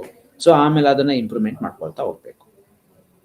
ಸೊ ಒಂದು 20 kilometre, 40 kilometre, 50 kilometre, 100 kilometre. So ಈ ರೀತಿಯಾದಂತ ಒಂದು ಕ್ರಾಸ್ ಕಂಟ್ರಿ ರನ್ನಿಂಗ್ ರೇಸ್ ಓಡ್ತಾ ಇದ್ದಾರೆ ಅಂತ ಅಂದ್ರೆ, ಸೊ ಅದು ಒಂದು ದಿನದಲ್ಲಿ ನಾವು ಆ ಒಂದು ಟಾಸ್ಕ್ ಅನ್ನ ಕಂಪ್ಲೀಟ್ ಮಾಡ್ಲಿಕ್ಕೆ ಸಾಧ್ಯ ಆಗೋದಿಲ್ಲ. ಸೊ ಅದು ಹಲವಾರು ವರ್ಷಗಳ ಒಂದು ಪರಿಶ್ರಮ. ಆ ಪರಿಶ್ರಮದಲ್ಲಿ ಸೊ ನಾವೇನ್ ಕಲ್ತಿರ್ತೀವಿ, ಓಕೆ, ಸೊ ಒಂದು ದಿನದಲ್ಲಿ ಎಷ್ಟು ಓಡಬಹುದು, ಕೆಪಾಸಿಟಿ ಇರಬಹುದು, ಅದಕ್ಕೆ ತೆಗೆದುಕೊಳ್ಳುವಂತ ಸೇವನೆ ಮಾಡುವಂತಹ ಒಂದು ಆಹಾರ ಗುಣಮಟ್ಟ ಯಾವ ರೀತಿ ಇರಬೇಕು. ಸೊ ಎಲ್ಲದೂ ಸಹ ನಮ್ಮ ಕಾಣಿಸ್ಕೊಳ್ತಾ ಹೋಗುತ್ತೆ, ನಮ್ಮ ವರ್ತನೆಯಲ್ಲಿ ಕಾಣಿಸ್ಕೊಳ್ತಾ ಹೋಗುತ್ತೆ. ನಮ್ಮ ಶಕ್ತಿ, ನಮ್ಮ ಎನರ್ಜಿ, ಓಕೆ, ನಮ್ಮ ಪ್ರಾಕ್ಟೀಸ್ಗಳಲ್ಲಿ, ನಮ್ಮ ದಿನನಿತ್ಯದ ಚಟುವಟಿಕೆಗಳಲ್ಲಿ ಅದೆಲ್ಲದೂ ಸಹ ಕಾಣಿಸ್ಕೊಳ್ತಾ ಹೋಗುತ್ತೆ. ಸೊ ಹೀಗೆ ಒಂದು ಲರ್ನಿಂಗ್. ಸೊ ಅಚೀವ್ಮೆಂಟ್ ಅಂತ ಅಂದ್ರೆ ಏನು? ಸೊ ಕೇವಲ ಒಂದು ಈವೆಂಟ್ ಅನ್ನ ಅಚೀವ್ಮೆಂಟ್ ಮಾಡೋದು ಅಂತ ಅಲ್ಲ. ಸೊ ಒಂದು ಲೈಫ್ ಗೋಲ್ ಅಂತ ಅಂದಾಗ ಸೊ ಪ್ರತಿಯೊಂದು, so from the first day ಇಂದ ಹಿಡಿದು ಲಾಸ್ಟ್ ನಾವು ಡೆತ್ ಆಗೋವರೆಗೂ ಸಹ ಅನೇಕ ಪ್ರಕ್ರಿಯೆಗಳ ಮುಖಾಂತರ ನಾವು ಸಾಲ್ತಾ ಹೋಗ್ತೀವಿ. ಆ ಸಾಗುವಂತ ಸಂದರ್ಭದಲ್ಲಿ ಫಸ್ಟ್ ಸ್ಟ್ಯಾಂಡರ್ಡ್ ಈಗ ಎಜುಕೇಶನ್ ಸಿಸ್ಟಮ್ ಬರುತ್ತೆ. ಸೊ ಅದಕ್ಕೂ ಮುಂಚೆ ಪ್ರೀ ಸ್ಕೂಲ್ ಅಂತ ಬರುತ್ತೆ, ನೆಕ್ಸ್ಟ್ ಆಕ್ಯುಪೇಷನ್ ಅಂತ ಬರುತ್ತೆ, ಓಕೆ ಮ್ಯಾರೇಜ್ ಲೈಫ್ ಅಂತ ಬರುತ್ತೆ. ಸೊ ನೆಕ್ಸ್ಟ್ ಇನ್ನೊಬ್ರಿಗೆ ಗೈಡ್ ಕೊಡುವಂತ ಒಂದು ಪೊಸಿಷನ್ಗೆ ನಾವು ಬಂದು ನಿಂತ್ಕೊಳ್ತೀವಿ. ಸೊ ಅದೆಲ್ಲದೂ ಸಹ ನಮ್ಮಲ್ಲಿ ಬದಲಾವಣೆಗಳು ಆಗ್ತಾ ಇದೆ ಅಂತ ಅಂದಾಗ ವಿಚ್ ಇಸ್ ನಥಿಂಗ್ ಬಟ್ ಕಲಿಕೆಯಿಂದ ಆಗಿರ್ತಕ್ಕಂಥದ್ದು ಈ ಎಲ್ಲ ಏನು ವರ್ತನೆಯಲ್ಲಿ ಕಂಡು ಬಂದಿರತಕ್ಕಂಥ ಬದಲಾವಣೆಗಳು. ನಾವೇನೋ ಒಂದು ಅಚೀವ್ಮೆಂಟ್ ಮಾಡಬೇಕು, ಅಚೀವ್ಮೆಂಟ್ ಅನ್ನೋದೇ ಕಾನ್ಸೆಪ್ಟ್ ಅಂತ ಅಲ್ಲ. ಸೊ ದೈನಂದಿನ ಚಟುವಟಿಕೆಯಲ್ಲಿ ನಾವೇನು ಪ್ರಾಕ್ಟೀಸ್ಗಳನ್ನ ಮಾಡ್ಕೊಂಡಿರ್ತೀವಿ, ನಾವೇನು ನಮ್ಮ ದಿನನಿತ್ಯದ ಆಹಾರ ಶೈಲಿ ಇರಬಹುದು, ಅದನ್ನ ಹೇಗೆ ಗಳಿಸಬಹುದು, ಸೆಕ್ಯೂರಿಟಿ ಯಾವ ತರ ಮಾಡ್ಕೋಬಹುದು, ಫ್ಯೂಚರ್ ಏನ್ ಮಾಡ್ಕೋಬಹುದು. ಸೊ ನಮ್ಮಲ್ಲಿ ಏನು ಬಂದಿರತಕ್ಕಂತಹ ಒಂದು ಬದಲಾವಣೆಗಳು ಇರುತ್ತಲ್ಲ ಪ್ರಯತ್ನದಿಂದ, ಅದನ್ನೆಲ್ಲ ಕಲಿಕೆ ಅಂತ ಕರೀಬಹುದು. ಸೊ ಕೆಲವೊಂದು ಬಾರಿ ನಾವಿಲ್ಲಿ ಕಲ್ತಿರ್ತಕ್ಕಂಥದ್ದು ಬೇರೆ ಒಂದು ಕ್ಷೇತ್ರಗಳಿಗೆ ಅದು ಅಪ್ಲಿಕೇಬಲ್ ಆಗ್ತಾ ಹೋಗುತ್ತೆ. ಯಾವ ರೀತಿಯಾಗಿ ಅಪ್ಲಿಕೇಬಲ್ ಆಗ್ತಾ ಹೋಗುತ್ತೆ, ಸೊ ಅದನ್ನ ಕಲಿಕೆಯ ವರ್ಗಾವಣೆ ಅಂತಾನೂ ಸಹ ಕಲಿತಾ ಹೋಗ್ತಾರೆ. ಕಲಿಕೆಯ ವರ್ಗಾವಣೆ, ಸೊ ನಾವು ಏನೋ ಒಂದು ಎಕ್ಸ್ಪೀರಿಯನ್ಸ್ ಆಗಿರುತ್ತೆ ಒಂದು ಕ್ಷೇತ್ರದಲ್ಲಿ ಅಥವಾ ಒಂದು ಪ್ಲೇಸ್ ಅಲ್ಲಿ, ಸೊ ಅಂಥದ್ದೇ ಒಂದು ಲಾಜಿಕ್, ಅಂಥದ್ದೇ ಒಂದು ಎಫರ್ಟ್ ಬೇರೆ ಪ್ಲೇಸ್ಗಳಲ್ಲೂ ಸಹ ನಾವು ವಿನಿಯೋಗ ಮಾಡ್ತಾ ಹೋಗ್ತೀವಿ. ಸೊ ಅದನ್ನ ಆ ವಿನಿಯೋಗ ಮಾಡಿ, ಸೊ ಅದರಿಂದ ಏನಾದ್ರೂ ಒಂದು ಗುಡ್ ರಿಸಲ್ಟ್ ಅಂತಕ್ಕಂಥದ್ದು ಬಂದ್ರೆ, ಸೊ ಅದನ್ನ ನಾವು ಪಾಸಿಟಿವ್ ಟ್ರಾನ್ಸ್ಫರ್ ಅಂತ ಕರಿಬಹುದು. ಓಕೆ, ಸೊ ಒಂದು ಬೈಸಿಕಲ್ ಅನ್ನ ಕಲಿತೀವಿ, ಅದಕ್ಕೆ ಅನೇಕ ದಿನಗಳ ಎಫರ್ಟ್ ಇರುತ್ತೆ, ಅದನ್ನ ಕರಗತ ಮಾಡ್ಕೊಳ್ತೀವಿ. ನಂತರ ಮೋಟಾರ್ ಸೈಕಲ್ ಅನ್ನ ನಾವು ರೈಡ್ ಮಾಡೋಕೆ, so it is very easy balance ಮಾಡ್ಕೊಳಂಥದ್ದು. ಓನ್ಲಿ ನಾವು ಅಲ್ಲಿ ಕಲಿಬೇಕಾಗಿರೋಂಥದ್ದೇನು gear system, clutch system, so accelerator, so ಯಾವ ರೀತಿ ಕೊಡ್ಬೋದು ಬ್ಯಾಲೆನ್ಸು, ಸೊ ಯಾವ ತರ ಒಂದು ಡೈರೆಕ್ಷನ್ಸ್ ಇರುತ್ತೆ, ಕೋಆರ್ಡಿನೇಷನ್ಸ್ ಇರುತ್ತೆ, ಅದೆಲ್ಲ ನಾಟ್ ನೆಸೆಸರಿ. ಸೊ ಇಲ್ಲಿ ಏನ್ ಮಾಡುತ್ತೆ, ಒಂದು ಕ್ಷೇತ್ರದಲ್ಲಿ ಅಥವಾ ಸೈಕಲ್ ಕಲ್ತಿರೋಂಥದ್ದು ಮೋಟಾರ್ ಸೈಕಲ್ ಅನ್ನ ಕಲೀಲಿಕ್ಕೆ ಬಹಳ ಬಹಳ ಹೆಲ್ಪ್ ಅನ್ನ ಮಾಡುತ್ತೆ. ಅಂದ್ರೆ ಲಾಜಿಕ್ ಒಂದೇ, ಬಟ್ ಸಿಸ್ಟಮ್ಸ್ಗಳು ಸ್ವಲ್ಪ ಬೇರೆಗಳು ಇರಬಹುದು. ಸೊ ಅದನ್ನ ಕಲ್ತ್ರೆ ಸಾಕು, ನಾವು ಸೈಕಲ್ ರೈಡಿಂಗ್ ಇಂದ ಮೋಟಾರ್ ಸೈಕಲ್ಗೆ ಈಸಿಯಾಗಿ ಶಿಫ್ಟ್ ಓವರ್ ಆಗಬಹುದು. ಸೊ ಇದನ್ನ ಈ ಒಂದು ಕಲಿಕೆಯ ಒಂದು ವಿಧಾನವನ್ನ ನಾವು ಧನಾತ್ಮಕ ಟ್ರಾನ್ಸ್ಫರ್, ಕಲಿಕೆಯ ವರ್ಗಾವಣೆ ಅಂತ ನಾವು ಕರಿಬಹುದು. ಸೊ ಅದೇ ರೀತಿ ಯಾವಾಗಲೂ ಪಾಸಿಟಿವ್ ಆಗಿ ಆಗುತ್ತೆ ಅಂತ ಏನಿಲ್ಲ, ಕೆಲವೊಂದು ಬಾರಿ ನೆಗೆಟಿವ್ ಆಗೂ ಆಗುತ್ತೆ ನಮ್ಮ ಕಲಿಕೆಯ ಮೇಲೆ. ಸೊ ಏನೋ ಒಂದು ಮಾಡ್ತಾ ಇರ್ತೀವಿ ಪ್ರಾಕ್ಟೀಸು, ಸಡನ್ ಆಗಿ ಅದರದ್ದು ಒಂದು ಒಂದು ರಿದಮ್ ಚೇಂಜ್ ಆದಾಗ, ಪ್ಯಾಟ್ರನ್ ಚೇಂಜ್ ಆದಾಗ, ಸೊ ಅದು ನಮ್ಮನ್ನ ಡಿಸ್ಟರ್ಬ್ ಮಾಡ್ತಾ ಹೋಗುತ್ತೆ. ಸೊ ಅದನ್ನ ಋಣಾತ್ಮಕ ವರ್ಗಾವಣೆ ಅಂತ ಕರೀತಾರೆ. ಓಕೆ, ಸೊ ನಾವು ದಿನನಿತ್ಯ ರೈಟ್ ಹ್ಯಾಂಡ್ ಅನ್ನ ಯೂಸ್ ಮಾಡ್ತೀವಿ ಏನಾದ್ರು ಒಂದು ತಿನ್ಲಿಕ್ಕೆ. ಸೊ ಒಂದು ದಿನ, ಸೊ ಏನೋ ಒಂದು ಕೈ ಗಾಯ ಆಗಿದೆ ಅಥವಾ ಅದನ್ನು ಯೂಸ್ ಮಾಡ್ಕೊಳಕ್ ಆಗ್ತಾ ಇಲ್ಲ ಅಂತ ಒಂದು ಸಂದರ್ಭ ಬಂದಾಗ, ಸಡನ್ ಆಗಿ ನಮ್ಮ ಬಲಗೈ ಕಡೆ ಹೋಗೋದು ಅಥವಾ ಬಲಗೈ ಆ ಒಂದು ತಿನ್ನೋ ಐಟಮ್ ಅನ್ನ ಟಚ್ ಮಾಡಕ್ ಹೋಗೋದು. ಸೊ ಈ ತರದೆಲ್ಲ ನಮಗೆ ಬೈ ಇನ್ವಾಲೆಂಟ್ರಿಗೆ, ಓಕೆ, ಸೊ ಆ ಒಂದು ಆಕ್ಷನ್ ಅನ್ನ ನಾವು ತೋರಿಸ್ತಾ ಹೋಗ್ತೀವಿ. ಬೈ ಡಿಫಾಲ್ಟ್ ಕೆಲವೊಂದು ಬಾರಿ ಅದನ್ನ ಹೇಗೆ ಲರ್ನಿಂಗಿಗೆ ನಾವು ಕನ್ವರ್ಟ್ ಮಾಡ್ಕೋಬಹುದು ಅಥವಾ ಎಕ್ಸ್ಪ್ಲೈನ್ ಮಾಡಬಹುದು ಅನ್ನೋದೇ. ಅಂದ್ರೆ ಈಗ ಇಂಡಿಯನ್ ರೋಡ್ ಲೈನ್ಸ್ ಸಿಸ್ಟಮ್ ಯಾವ ರೀತಿಯಾಗಿ ಅಂದ್ರೆ, ಲೆಫ್ಟ್ ಸೈಡ್ ಅನ್ನ ನಾವು ರೂಲ್ಸ್ ಫಾಲೋ ಮಾಡಬೇಕು ಗೊತ್ತೆ. ಸೊ ರೈಟ್ ಸೈಡ್ಗೆ ಆಪೋಸಿಟ್ ಡೈರೆಕ್ಷನ್ ಬಂದಿರತಕ್ಕಂಥ ವೆಹಿಕಲ್ಗೆ ನಾವು ದಾರಿ ಬಿಡಬೇಕಾಗುತ್ತೆ. ಸೊ ನಾವು ಓವರ್ಟೇಕ್ ಮಾಡಬೇಕು ಅಂತಂದ್ರೆ ರೈಟ್ ಸೈಡ್ ಅಲ್ಲಿ ಓವರ್ಟೇಕ್ ಅನ್ನ ಮಾಡಬೇಕಾಗುತ್ತೆ. 4-ವೀಲರ್ ಆಗಿದೆ ಅಂತ ಅಂದಾಗ, ಸೊ 4-ವೀಲರ್ ಸ್ಟೇರಿಂಗ್ ಯಾವ ಸೈಡ್ ಬರುತ್ತೆ, ರೈಟ್ ಸೈಡ್ ಅಲ್ಲಿ ಬರುತ್ತೆ. ಕ್ಲಚ್ ಸಿಸ್ಟಮ್ಸ್ ಎಲ್ಲ ಲೆಫ್ಟ್ ಸೈಡ್ ಅಲ್ಲಿ ಬರುತ್ತೆ, ಅದು ಲೆಫ್ಟ್ ಹ್ಯಾಂಡಿಗೆ ಯೂಸ್ ಆಗೋ ತರಕ್ಕಿರುತ್ತೆ. ಸೊ ನಾವು ಇಂಡಿಯಾದಲ್ಲಿ ಒಂದು ಲರ್ನಿಂಗ್ ಪ್ರೋಸೆಸ್ ಅನ್ನ ಕಲಿತು, ಸೊ ನಾವು ವೆಸ್ಟರ್ನ್ ಕಂಟ್ರೀಸ್ಗೆ ಹೋದಾಗ, ಸೊ ಅಲ್ಲಿ ಆಪೋಸಿಟ್ ಡೈರೆಕ್ಷನ್ಸ್ ಇರುತ್ತೆ. ಅಂದ್ರೆ ನಾವು ರೈಟ್ ಡೈರೆಕ್ಷನ್ ಅನ್ನ ಫಾಲೋ ಮಾಡಬೇಕು. ಎದುರುಗಡೆಯಿಂದ ಬಂದಿರುವಂತಹ ಬರುವ ವೆಹಿಕಲ್ಗಳಿಗೆ ಲೆಫ್ಟ್ ಸೈಡ್ ಅನ್ನ ನಾವು ದಾರಿ ಮಾಡ್ಕೊಳ್ಬೇಕು. So completely Indian road line systems ಏನಿದೆ, ವೆಸ್ಟರ್ನ್ ರೋಡ್ ಲೈನ್ ಸಿಸ್ಟಮ್ಸ್ ಏನೇ ಉಲ್ಟಾ ಇರುತ್ತೆ. ಆ ಮೂಮೆಂಟ್ ಅಲ್ಲಿ ಏನಾಗುತ್ತೆ, ಸೊ ಈಗ 4-ವೀಲರ್ ನಾವು ಡ್ರೈವಿಂಗ್ ಬರಬಹುದು, ಬಟ್ ನಾವಲ್ಲಿ ಕೂತಾಗ ಏನಾಗುತ್ತೆ, ಡ್ರೈವಿಂಗ್ ಸೀಟ್ಗೆ ಲೆಫ್ಟ್ ಸೈಡಲ್ಲಿ ಇರುತ್ತೆ ಸ್ಟೇರಿಂಗು, ರೈಟ್ ಸೈಡ್ ಹ್ಯಾಂಡ್ಗೆ ಗೇರ್ ಸಿಸ್ಟಮ್ ಬರುತ್ತೆ.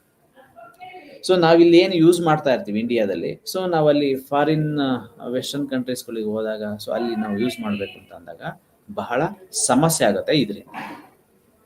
ಓಕೆ, ಸೊ ಸ್ಟೇರಿಂಗ್ ಇರ್ಬೋದು.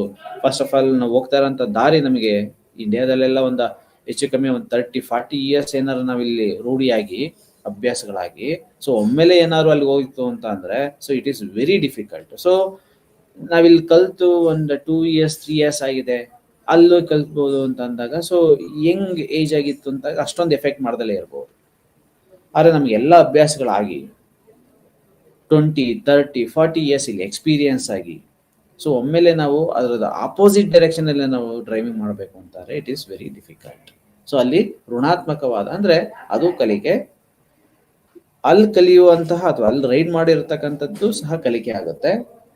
ಬಟ್ ಏನಾಗುತ್ತೆ ಅಂತಾರೆ, ಇಲ್ಲಿ ಕಲ್ತಿರ್ತಕ್ಕಂಥದ್ದು ನೆಗೆಟಿವ್ ಆಗಿ ಋಣಾತ್ಮಕವಾಗಿ ಇಂಪ್ಯಾಕ್ಟ್ ಅನ್ನ ಮಾಡ್ತಾ ಹೋಗುತ್ತೆ, ಅದರ ತೊಂದರೆಯನ್ನ ಕೊಡ್ತಾ ಹೋಗುತ್ತೆ. ಸೊ ಇನ್ನೊಂದು ಕಲಿಕೆಯ ವರ್ಗಾವಣೆ ಇದೆ, ಅದನ್ನ ಶೂನ್ಯ ವರ್ಗಾವಣೆ ಅಂತ ಕರೀತಾರೆ. ಶೂನ್ಯ ವರ್ಗಾವಣೆ ಒಂದು ಕ್ಷೇತ್ರದಲ್ಲಿ ಕಲ್ತಿರ್ತಕ್ಕಂಥದ್ದು ಮತ್ತೊಂದು ಕ್ಷೇತ್ರದ ಕಲಿಕೆ ಪಾಸಿಟಿವ್ ಆಗೂ ಹೆಲ್ಪ್ ಮಾಡಲ್ಲ, ನೆಗೆಟಿವ್ ಆಗೂ ಹೆಲ್ಪ್ ಮಾಡಲ್ಲ. It's neutral. ಆ ಲರ್ನಿಂಗೇ ಬೇರೆ, ಈ ಲರ್ನಿಂಗೇ ಬೇರೆ. ಸ್ಕಿಲ್ಸ್ ಡೆವಲಪ್ ಆಗಬಹುದು, ಆದರೆ ಒಂದು ಕ್ಷೇತ್ರದಲ್ಲಿ ಕಲ್ತಿರ್ತಕ್ಕಂಥದ್ದು ಮತ್ತೊಂದು ಕ್ಷೇತ್ರದ ಕಲಿಕೆಗೆ ಝೀರೋ ಎಫೆಕ್ಟ್ ಅನ್ನ ಮಾಡ್ತಾ ಹೋಗುತ್ತೆ, ಇಂಪ್ಯಾಕ್ಟ್ ಅನ್ನ ಮಾಡ್ತಾ ಹೋಗುತ್ತೆ. ಸೊ ಅದನ್ನ ನಾವು ಝೀರೋ ಟ್ರಾನ್ಸ್ಫರ್ ಅಂತ ಕರೀತಾರೆ. ಫಾರ್ ಎಕ್ಸಾಂಪಲ್, ಆರ್ಸ್ ರೈಡಿಂಗ್, ಕುದುರೆ ಕಲಿಯುವಂಥದ್ದು. ಸೊ ಏನೋ ಒಂದು ಅಭ್ಯಾಸ ಮಾಡ್ತಿರ್ತೀವಿ. ಈ ಕುದುರೆ ಸವಾರಿ, ಈ ಪ್ಲೇನ್ ಅನ್ನ ಅಥವಾ ರಾಕೆಟ್ ಇದನ್ನ ಮಾಡ್ಲಿಕ್ಕೆ, ಡ್ರೈವ್ ಮಾಡ್ಲಿಕ್ಕೆ, ಅಥವಾ ಇನ್ಯಾವುದೋ ಒಂದು ಜೆಟ್ ಅನ್ನ ಡ್ರೈವ್ ಮಾಡ್ಲಿಕ್ಕೆ, ಸೊ ಧನಾತ್ಮಕವಾಗಿಯೂ ಸಹ ಇಂಪ್ಯಾಕ್ಟ್ ಮಾಡೋದಿಲ್ಲ, ಅಥವಾ ಋಣಾತ್ಮಕವಾಗಿಯೂ ಸಹ ಇಂಪ್ಯಾಕ್ಟ್ ಮಾಡಲಿಲ್ಲ. ಬಟ್ ಇದು ಲರ್ನಿಂಗ್ ಪ್ರೊಸೆಸ್, ಅದು ಲರ್ನಿಂಗ್ ಪ್ರೊಸೆಸ್. ಸೊ ಹೀಗೆ ಸೊ ಲರ್ನಿಂಗ್ ಅಂತ ಅಂದ್ರೆ, ಸೊ ನಮ್ಮಲ್ಲಿ ಏನಕ್ಕೆ ಟ್ರಾನ್ಸ್ಫರ್ ಆಫ್ ಲರ್ನಿಂಗ್ ಹೇಳ್ತಾ ಇದೀವಿ ಅನ್ನೋದಾದ್ರೆ, ಈ ಲರ್ನಿಂಗ್ ಅನ್ನೋದನ್ನ ನಾವು ಈಸಿಯಾಗಿ ಅರ್ಥ ಮಾಡ್ಕೋಬೇಕು ಅಂತಂದ್ರೆ, ಹೇಗೆ ಲರ್ನಿಂಗ್ ಪ್ರೋಸೆಸ್ ಉಂಟಾಗುತ್ತೆ ಅನ್ನೋದನ್ನ, ಅಥವಾ ಹೇಗೆ ಇಂಪ್ಯಾಕ್ಟ್ ಮಾಡುತ್ತೆ ಇನ್ನೊಂದು ಕಲಿಕೆಗೆ. ಸೊ ಇಂಟರ್ಫಿಯರೆನ್ಸ್ ಅಂತ ಎಲ್ಲ ಕರೀತಾರೆ. ಸೊ ಮೆಮೊರೀಸ್ ಅಲ್ಲೆಲ್ಲ ಬರುತ್ತೆ. ಸೊ ಒಂದು ವಸ್ತು ಕಲಿಬೇಕಂದ್ರೆ ಮತ್ತೊಂದು ವಸ್ತು ಇಂಟರ್ಫಿಯರ್ ಮಾಡುತ್ತೆ, ಅಥವಾ ಹಳೆ ವಿಷಯ ಹೊಸ ವಿಷಯವನ್ನ ಕಲಿಯೋದಕ್ಕೆ ಇಂಟರ್ಫಿಯರೆನ್ಸ್ ಮಾಡುತ್ತೆ. ಪ್ರೋಆಕ್ಟಿವ್ ಮತ್ತೆ ರೆಟ್ರೋಆಕ್ಟಿವ್ ಅಂತ. ಸೊ ಇಲ್ಲಿ ಕಲಿಕೆ ಅಂತಕ್ಕಂಥದ್ದು ಉಂಟಾಗಬೇಕು ಅನ್ನೋದೇ ಆದ್ರೆ, ಸೊ ಅಲ್ಲಿ ಒಂದು ಪ್ರಯತ್ನ, ಒಂದು ಎಫರ್ಟ್, ಆ ಪ್ರಕ್ರಿಯೆಗಳಲ್ಲಿ ನಾವು ಸಾಕ್ತಾ ಹೋಗ್ಬೇಕು. ಯಾವಾಗ ಆ ಪ್ರಕ್ರಿಯೆಗಳಲ್ಲಿ ನಾವು ಸಾಕ್ತಾ ಹೋಗ್ತೀವಿ, ಸೊ ಆಗ ಅದು ಕಲಿಕೆ ಆಗುತ್ತೆ. ಸೊ ಅದು ಆ ಚೇಂಜಸ್ಸು ಟೆಂಪರರಿ ಆಗಿರಬಹುದು ಅಥವಾ ಪರ್ಮನೆಂಟ್ ಚೇಂಜಸ್ ಆಗಿರಬಹುದು.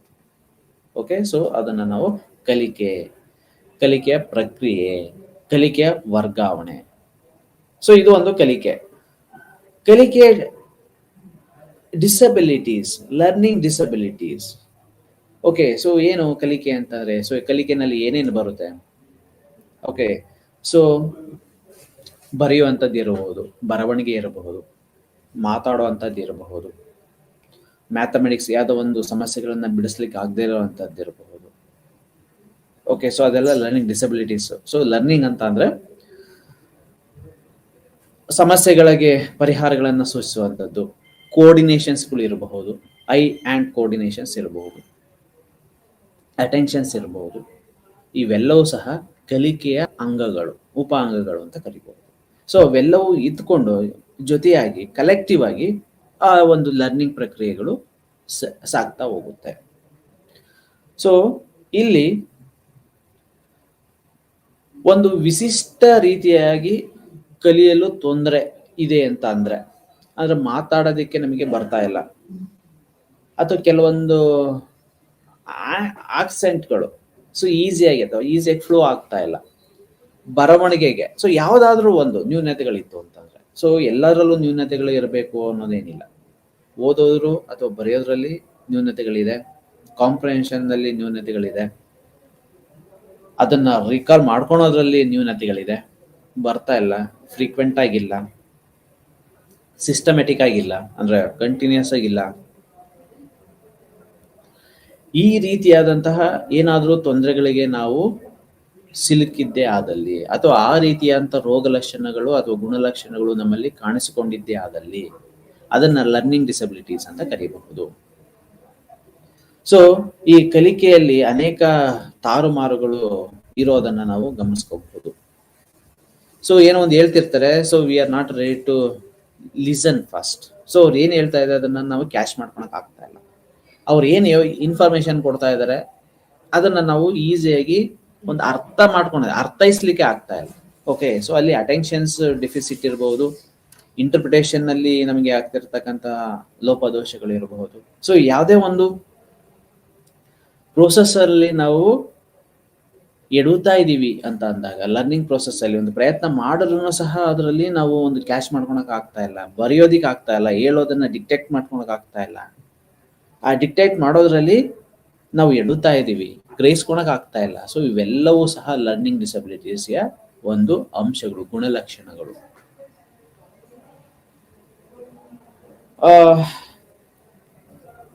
ಈ ಒಂದು ಡಿಸಾರ್ಡರ್ಸ್ ಇಂದ ಶೈಕ್ಷಣಿಕ ಪ್ರದೇಶದ ಮೇಲೆ ಏನಿರುತ್ತೆ, ಈ ಒಂದು ಶೈಕ್ಷಣಿಕ ಕ್ಷೇತ್ರ ಏನಿರುತ್ತೆ, ಅನೇಕ ಸಮಸ್ಯೆಗಳು ಅವರು ಹೊಂದಿರೋದನ್ನ ನಾವು ಗಮನಿಸ್ಕೋಬಹುದು. ಓಕೆ, ಸೊ ಬಿಗಿನಿಂಗ್ ಸ್ಟೇಜ್ ಅಲ್ಲಿ ಲರ್ನಿಂಗ್ ಡಿಸಬಿಲಿಟೀಸ್ ಅವರಲ್ಲಿ ಕಂಡು ಬರ್ತಾ ಇದೆ, ಡಿಸ್ಪ್ಲೇ ಆಗ್ತಾ ಇದೆ ಅಂತ ಅಂದಾಗ, ಯಾವುದು ಲರ್ನಿಂಗ್ ಡಿಸಬಿಲಿಟೀಸ್, ಯಾವ ರೀತಿಯಾದಂಥ ಲರ್ನಿಂಗ್ ಡಿಸಬಿಲಿಟೀಸು ಸೊ ಅವರಲ್ಲಿ ಇದೆ, ಅದು ಇಂಪ್ಯಾಕ್ಟ್ ಆಗ್ತಾ ಇದೆ ಅನ್ನೋದನ್ನ ಈಸಿಯಾಗಿ ಐಡೆಂಟಿಫಿಕೇಶನ್ ಮಾಡಲಿಕ್ಕೆ ಸಾಧ್ಯ ಆಗೋದಿಲ್ಲ ಬಿಗಿನಿಂಗ್ ಸ್ಟೇಜಲ್ಲಿ.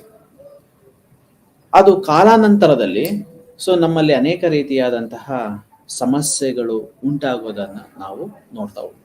ಆ ಸಮಸ್ಯೆಗಳು ಏನಪ್ಪಾ ಅಂತ ಅಂದಾಗ, ಸೊ ಕಾಂಪ್ರಿಹೆನ್ಷನ್ಸ್, ನಿಖರತೆ ಇಲ್ಲದೆ ಇರೋಂಥದ್ದು,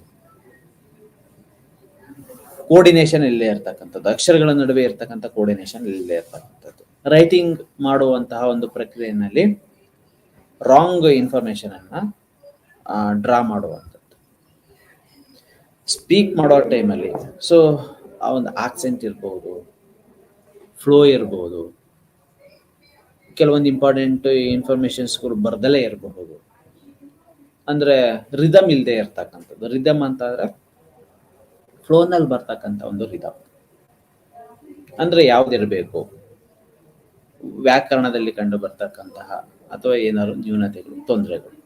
ಸೊ ಈ ಒಂದಲ್ಲ ಒಂದು ರೀತಿಯಾದಂತಹ ಒಂದು ಅಪಸಾಮಾನ್ಯತೆಗಳು ಇದರಲ್ಲಿ ಕಂಡು ಬರ್ತಾ ಹೋಗುತ್ತೆ.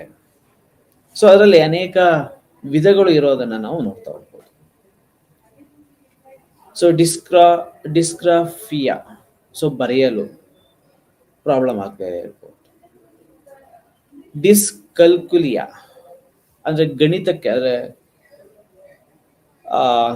ಏನಾದ್ರೂ ಒಂದು ವಿಷಯವನ್ನ, ಅಂದ್ರೆ ಗಣಿತದ ವಿಷಯವನ್ನ ಅಥವಾ ಸಮಸ್ಯೆಗಳನ್ನ, ಗಣಿತದ ಸಮಸ್ಯೆಗಳನ್ನ ಬಿಡಿಸ್ಲಿಕ್ಕೆ, ಫಾರ್ ಎಕ್ಸಾಂಪಲ್ ಫಾರ್ಮುಲಾಗಳನ್ನ ಅಪ್ಲೈ ಮಾಡಲಿಕ್ಕೆ, ನಂಬರ್ಗಳನ್ನ ಬರೀಲಿಕ್ಕೆ, ಅಥವಾ ಯಾವುದಾದ್ರೂ ಒಂದು ಸಮಸ್ಯೆಗಳಿಗೆ, ಅಥವಾ ಸಂಕಲನ ಇರ್ಬೋದು, ವ್ಯವಕಲನ ಇರ್ಬೋದು, ಗುಣಾಕಾರ, ಭಾಗಾಕಾರ, ಯಾವ್ದಾದ್ರು ಫಾರ್ಮುಲಾ, ಸೊ ಯಾವ್ದಾದ್ರು ಒಂದು ಪ್ರಕ್ರಿಯೆಯಲ್ಲಿ ನಾವು ಅದನ್ನ ಅಪ್ಲೈ ಮಾಡ್ಲಿಕ್ಕೆ ಅಥವಾ ಇರ್ತಕ್ಕಂಥ ಪ್ರಾಬ್ಲಮ್ ಅನ್ನ ಸಾಲ್ವ್ ಮಾಡಕ್ ನಮ್ಗೆ ಆಗ್ತಾ ಇಲ್ಲ, ಗಣಿತದ ವಿಷಯಗಳನ್ನ ಡಿಸ್ಕ್ಯಾಲ್ಕುಲಿಯಾ ಅಂತ ಕರೀತಾರೆ. ಡಿಸ್ಗ್ರಾಫಿಯಾ ಓದುವ, ಕೆಲವೊಂದು ಏನೋ ಒಂದು ಇನ್ಫಾರ್ಮೇಶನ್ಸ್ ಇರುತ್ತೆ, ಒಂದು ಟೆಕ್ಸ್ಟ್ ಇರುತ್ತೆ, ಆ ಟೆಕ್ಸ್ಟ್ ಅನ್ನ ನಾವು ಆಸ್ ಇಟ್ ಈಸ್ ಓದ್ಲಿಕ್ಕೆ ನಾವು ಅನೇಕ ಸಂದರ್ಭದಲ್ಲಿ ಏನೋ ತಡವರಿಸ್ತೀವಿ. ಏನಕ್ಕೋಸ್ಕರ ಆ ತಡವರಿಕೆ ಕಂಡು ಬರುತ್ತೆ, ಅದು ಈ ಕಲಿಕೆಯ ನ್ಯೂನತೆಗಳಿಂದ ಆಗಿರ್ತಕ್ಕಂತಹ ಅಥವಾ ಕಲಿಕೆಯ ಒಂದು ಗುಣಲಕ್ಷಣಗಳು, ಕಲಿಕೆಯ ಡಿಸಬಿಲಿಟೀಸ್ ಒಂದು ಗುಣಲಕ್ಷಣಗಳು ಅಂತ ನಾವು ಹೇಳ್ಬೋದು.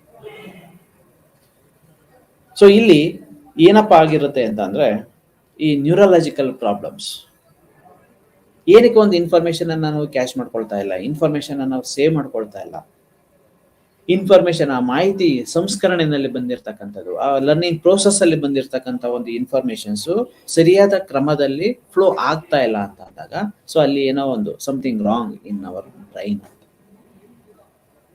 ಸೊ ಏನೆಲ್ಲ ಇನ್ಫಾರ್ಮೇಶನ್ಸ್ ಬರುತ್ತೆ ಅದು ಇಂಟರ್ಪ್ರಿಟ್ ಆಗುವಂಥದ್ದು ಅಥವಾ ಪ್ರೋಸೆಸ್ ನಡೆಯುವಂಥದ್ದು ನಮ್ಮ ಬ್ರೈನ್ ಅಲ್ಲಿ, ಮೆದುಳಿನಲ್ಲಿ.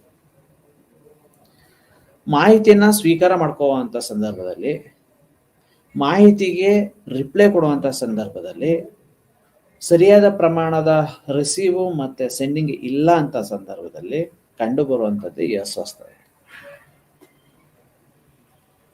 ಸಮಸ್ಯೆಗಳು. ಸೊ ಅದು ಈ ಒಂದು ಪ್ರಕ್ರಿಯೆಯಲ್ಲಿ ಈಸಿಯಾಗಿ ಉಂಟಾಗ್ತಾ ಹೋಗುತ್ತೆ. ಈ ಕಾಯಿಲೆ ಇದು ಸಮಸ್ಯಾತ್ಮಕ ವ್ಯಕ್ತಿಯ ಬೇಗ ಅಥವಾ ಕಲಿಕೆಯ ನ್ಯೂನತೆ ಪರಿಣಾಮ. ಸೊ ಯಾವುದೋ ಒಂದು ರೀತಿಯಲ್ಲಿ ತಿಳಿಯಲು ಇಂತಹ ಅನೇಕ ಸಮಸ್ಯೆಗಳಿಗೆ ನಾವು ತುತ್ತಾಗ್ತಾ ಹೋಗ್ತೀವಿ. ಕಲಿಕೆ ನ್ಯೂನತೆ ಜನರಿಗೆ ಸ್ವಂತವಾಗಿ ಬಿಟ್ಟಾಗ, ಅದನ್ನ ಕಲಿಕೆ ಬಿಟ್ಟಾಗ ಅಥವಾ ಸಾಂಪ್ರದಾಯಿಕ ರೀತಿಯಲ್ಲಿ ಕಲಿಸಿದಾಗ ನಿರ್ದಿಷ್ಟವಾದ ಕೌಶಲ್ಯಗಳನ್ನು ಅಥವಾ ಕೆಲಸಗಳನ್ನು ಮುಗಿಸಲು ತೊಂದರೆ ಆಗುತ್ತೆ. ಸೊ ಅವರಿಗೆ ಅಡಿಷನಲ್ ಇನ್ಫಾರ್ಮೇಶನ್, ಅಡಿಷನಲ್ ಅವರಿಗೆ ಎಫರ್ಟ್, ಅಡಿಷನಲ್ ಆಗಿ ಅವ್ರಿಗೆ ಏನಾದ್ರು ಒಂಚೂರು ಪುಷ್ ಮಾಡಿದ್ರೆ ಮಾತ್ರ ಸೊ ಅವರು ಒಂದು ತನ್ನದೇ ಆದಂತ ಒಂದು ಕೆಲಸವನ್ನ ಮಾಡ್ಲಿಕ್ಕೆ ಸಾಧ್ಯ ಆಗ್ತಾ ಹೋಗುತ್ತೆ. ಇಂಡಿವಿಜುವಲ್ ಆಗಿ ಏನಾದ್ರು ಅವ್ರಿಗೆ ಒಂದು ಕೆಲಸವನ್ನ ಮಾಡ್ಲಿಕ್ಕೆ ಬಿಟ್ಟ ಅಂತ ಅಂದಾಗ, ಅಂದ್ರೆ ಕಲಿಕೆಗೆ ಸಂಬಂಧಿಸಿದಂತೆ ನಾವು ಒಂದು ಎಜುಕೇಶನ್ ವಿಷಯಗಳಲ್ಲಿ ಒಂದು ಅಂಶಗಳನ್ನ ನಾವು ಕಲಿಬೇಕು, ಸಂಗತಿಗಳನ್ನ ನಾವು ಕಲಿಬೇಕು ಅಂತ ಅಂದಾಗ, ಯಾರಲ್ಲಿ ಈ ಲರ್ನಿಂಗ್ ಡಿಸಬಿಲಿಟೀಸ್ಗಳು ಇರುತ್ತೆ ಅಂತವರು ಇಂಡಿವಿಜುವಲ್ ಆಗಿ, ಇಂಡಿಪೆಂಡೆಂಟ್ ಆಗಿ ಅಂತಹ ನಾಲೆಜ್ ಅನ್ನ ಅಕ್ವೈರ್ ಮಾಡ್ಲಿಕ್ಕೆ ಅವರು ತುಂಬಾ ಎಫರ್ಟ್ ಅನ್ನ ಹಾಕ್ಬೇಕಾಗುತ್ತೆ, ಅಥವಾ ಅದರಲ್ಲಿ ಮ್ಯಾಕ್ಸಿಮಮ್ ಫೇಲ್ಯೂರ್ ಅನ್ನ ಹೊಂದುತ್ತಾ ಹೋಗ್ತಾರೆ. ಸೊ ಈ ಕಲಿಕೆಯಲ್ಲಿ ಅಸಮರ್ಥತೆಯನ್ನು ಒಂದು ಕ್ರಿಯೆ ಕೊರತೆಯಿಂದ ಉಂಟಾಗ್ತಕ್ಕಂತಹ ಒಂದು ಪ್ರಕ್ರಿಯೆ, ಅದೇ ಲರ್ನಿಂಗ್ ಡಿಸಬಿಲಿಟಿ. ಅದೊಂದು ಲರ್ನಿಂಗ್ ಅಂತಕ್ಕಂಥದ್ದು ಒಂದು ಪ್ರಕ್ರಿಯೆ. ಅಟೆನ್ಷನ್ ಇಂದ ಹಿಡಿದು ಆ ಒಂದು ಸ್ಕಿಲ್, ಕೌಶಲ್ಯಗಳನ್ನ ಯೂಸ್ ಮಾಡಿಕೊಂಡು ಸಮಸ್ಯೆ ಪರಿಹಾರವನ್ನು ಕಂಡುಹಿಡ್ಕೊಳ್ಳುವಂತ ಒಂದು ಪ್ರಕ್ರಿಯೆಗೆ ನಾವು ಯಾವಾಗ ಹೋಗ್ತೀವಿ, ಎಫೆಕ್ಟಿವ್ ಆಗಿ ಅಥವಾ ಅಪ್ಲಿಕೇಶನ್ ಲೆವೆಲ್ ಅಲ್ಲಿ ಯಾವುದು ಎಫೆಕ್ಟಿವ್ ಆಗ್ತಾ ಹೋಗುತ್ತೆ, ಅದನ್ನ ನಾವು ಲರ್ನಿಂಗ್ ಪ್ರೋಸೆಸ್ ಅಂತ ನಾವು ಕರೀಬಹುದು. ಇಟ್ಸ್ ಎ ಕಂಟಿನ್ಯೂಸ್ ಅಥವಾ ಲಾಂಗ್ ಪ್ರೋಸೆಸ್ ಅಂತ ನಾವು ಹೇಳ್ಬೋದು. It's a continuous process. ಎಲ್ಲಿವರೆಗೂ ನಾವೆಲ್ಲ ಕಲ್ತಾಗ ಹೋಗಿದ್ಯಾ? ಸೊ ಎಲ್ಲದನ್ನು ಕಲಿಕೆ ಸಾಧ್ಯನಾ? ಸೊ ಇಲ್ಲ. ಸೊ ಕಲಿಕೆ ಅಂತಕ್ಕಂಥದ್ದು ಲೈಫ್ ಲಾಂಗ್ ಇರ್ತಕ್ಕಂಥದ್ದು. ಒಬ್ಬ ವ್ಯಕ್ತಿಯ ಜನನ ಯಾವಾಗ ಆಗುತ್ತೆ, ಜನನ ಅಂತ ಅಂದಾಗ ಏನ್ ಕನ್ಸೀವ್ ಆಗುತ್ತಲ್ಲ, ಸೊ ಕನ್ಸೀವ್ ಇಂದ ಹಿಡಿದು ಒಬ್ಬ ವ್ಯಕ್ತಿ ಡೆತ್ ಆಗೋವರೆಗೂ ಪ್ರತಿಯೊಂದು ಕ್ಷಣದಲ್ಲೂ ಸಹ ತನ್ನದೇ ಆದಂತಹ ಅನುಭವಗಳನ್ನ ಹೊಂದುತ್ತಾ ಹೋಗ್ತಾನೆ, ತನ್ನದೇ ಆದಂತಹ ಬದಲಾವಣೆಗಳನ್ನ ಕಾಣ್ತಾ ಹೋಗ್ತಾನೆ, ತನ್ನದೇ ಆದಂತಹ ಒಂದು ಲರ್ನಿಂಗ್ ಪ್ರೋಸೆಸ್ ಅಲ್ಲಿ ಇನ್ವಾಲ್ವ್ಮೆಂಟ್ ಅನ್ನ ಆಗ್ತಾ ಹೋಗ್ತಾನೆ. ಸೊ ಊಂಬಲ್ಲಿ ಇರ್ತಕ್ಕಂಥ ಒಂದು ಬೇಬಿ, ಆ ಭ್ರೂಣ ಏನಿದೆ ಅದು ಸಹ ಹೊರಗಿನಿಂದ ಬಂದಿರತಕ್ಕಂಥ ಇನ್ಪುಟ್ಸ್ ನ ಕೇಳಿಸ್ಕೊಳ್ಳುತ್ತೆ, ಆಲಿಸ್ಕೊಳ್ಳುತ್ತೆ, ಅದಕ್ಕೆ ರಿಯಾಕ್ಟ್ ಮಾಡ್ತಾ ಹೋಗುತ್ತೆ, ಗ್ರಹಿಸ್ಕೊಳ್ತಾ ಹೋಗುತ್ತೆ. ಯಾರು ವಾಯ್ಸ್ ಇದು, ಸೊ ಏನಾಗ್ತಾ ಇದೆ ಔಟ್ಸೈಡ್ ಅಥವಾ ಇನ್ಸೈಡ್, ಮದರ್ ಎಮೋಷನ್ಸ್, ಫೀಲಿಂಗ್ಸ್, ಅದಕ್ಕೆ ತಕ್ಕಂತೆ ಇದು ಬದಲಾವಣೆಗಳನ್ನ ಮಾಡ್ಕೊಳ್ಳುವಂಥದ್ದು, ಅದಕ್ಕೆ ರಿಯಾಕ್ಟ್ ಮಾಡುವಂತ ಒಂದು ಕೆಲಸವನ್ನ ಇದು ಮಾಡ್ತಾ ಹೋಗುತ್ತೆ. ಸೊ ಏನೂ ರಿಯಾಕ್ಟ್ ಮಾಡ್ತಾ ಇಲ್ಲ, ಸೊ ಸಮಥಿಂಗ್ ರಾಂಗ್. ಸೊ ಏನೂ ಆಗ್ತಾ ಇಲ್ಲ, ಸ್ಟಾಗ್ನೆಂಟ್ ಆಗಿದೆ, ಸೊ ಅಲ್ಲಿ ಏನೋ ಒಂದು ಲರ್ನಿಂಗ್ ನ ಸಮಸ್ಯೆಗಳು ಇದೆ, ಲರ್ನಿಂಗ್ ಡಿಸಬಿಲಿಟೀಸ್ಗೆ ಸಂಬಂಧಿಸಿದಂತ ಮಾಹಿತಿಗಳು ಅಲ್ಲಿದೆ. ಸೊ ಅದನ್ನ ಕ್ಯಾಟಗರೈಸ್ ಅನ್ನ ಮಾಡ್ಕೊಂಡಿದ್ದಾರೆ. ಸೊ ಹಲವಾರು ವಿಧವಾಗಿ ಕ್ಯಾಟಗರೈಸ್ ಅನ್ನ ಮಾಡ್ಕೊಂಡಿರ್ತಾರೆ. ಯಾವ್ದ್ರ ಪ್ರಕಾರ ಮಾಹಿತಿ ಸಂಸ್ಕರಣದ ಆಧಾರದವಾಗಿ 4 ಹಂತಗಳಾಗಿ ಈ ಒಂದು ಕಲಿಕೆಯ ನ್ಯೂನತೆಗಳನ್ನ ವಿಂಗಡಣೆ ಮಾಡಿದ್ದಾರೆ. ಅದರಲ್ಲಿ ಫಸ್ಟ್ ಒನ್ ಇನ್ಪುಟ್, ಏಕೀಕರಣ, ಶೇಖರಣೆ ಮತ್ತೆ ಔಟ್ಪುಟ್. ಸೊ ಇದು ಕೆಲವೊಂದು ಬಾರಿ ಎಮೋಷನಲ್ ಆಗಿ, ಕಾಗ್ನಿಟಿವ್ ಆಗಿ, ಬೇರೆ ಬೇರೆ ಆಯಾಮಗಳಲ್ಲಿ ತನ್ನದೇ ಆದಂತಹ ನ್ಯೂನತೆಗಳನ್ನ ಹೊಂದುತ್ತಾ ಹೋಗುತ್ತೆ.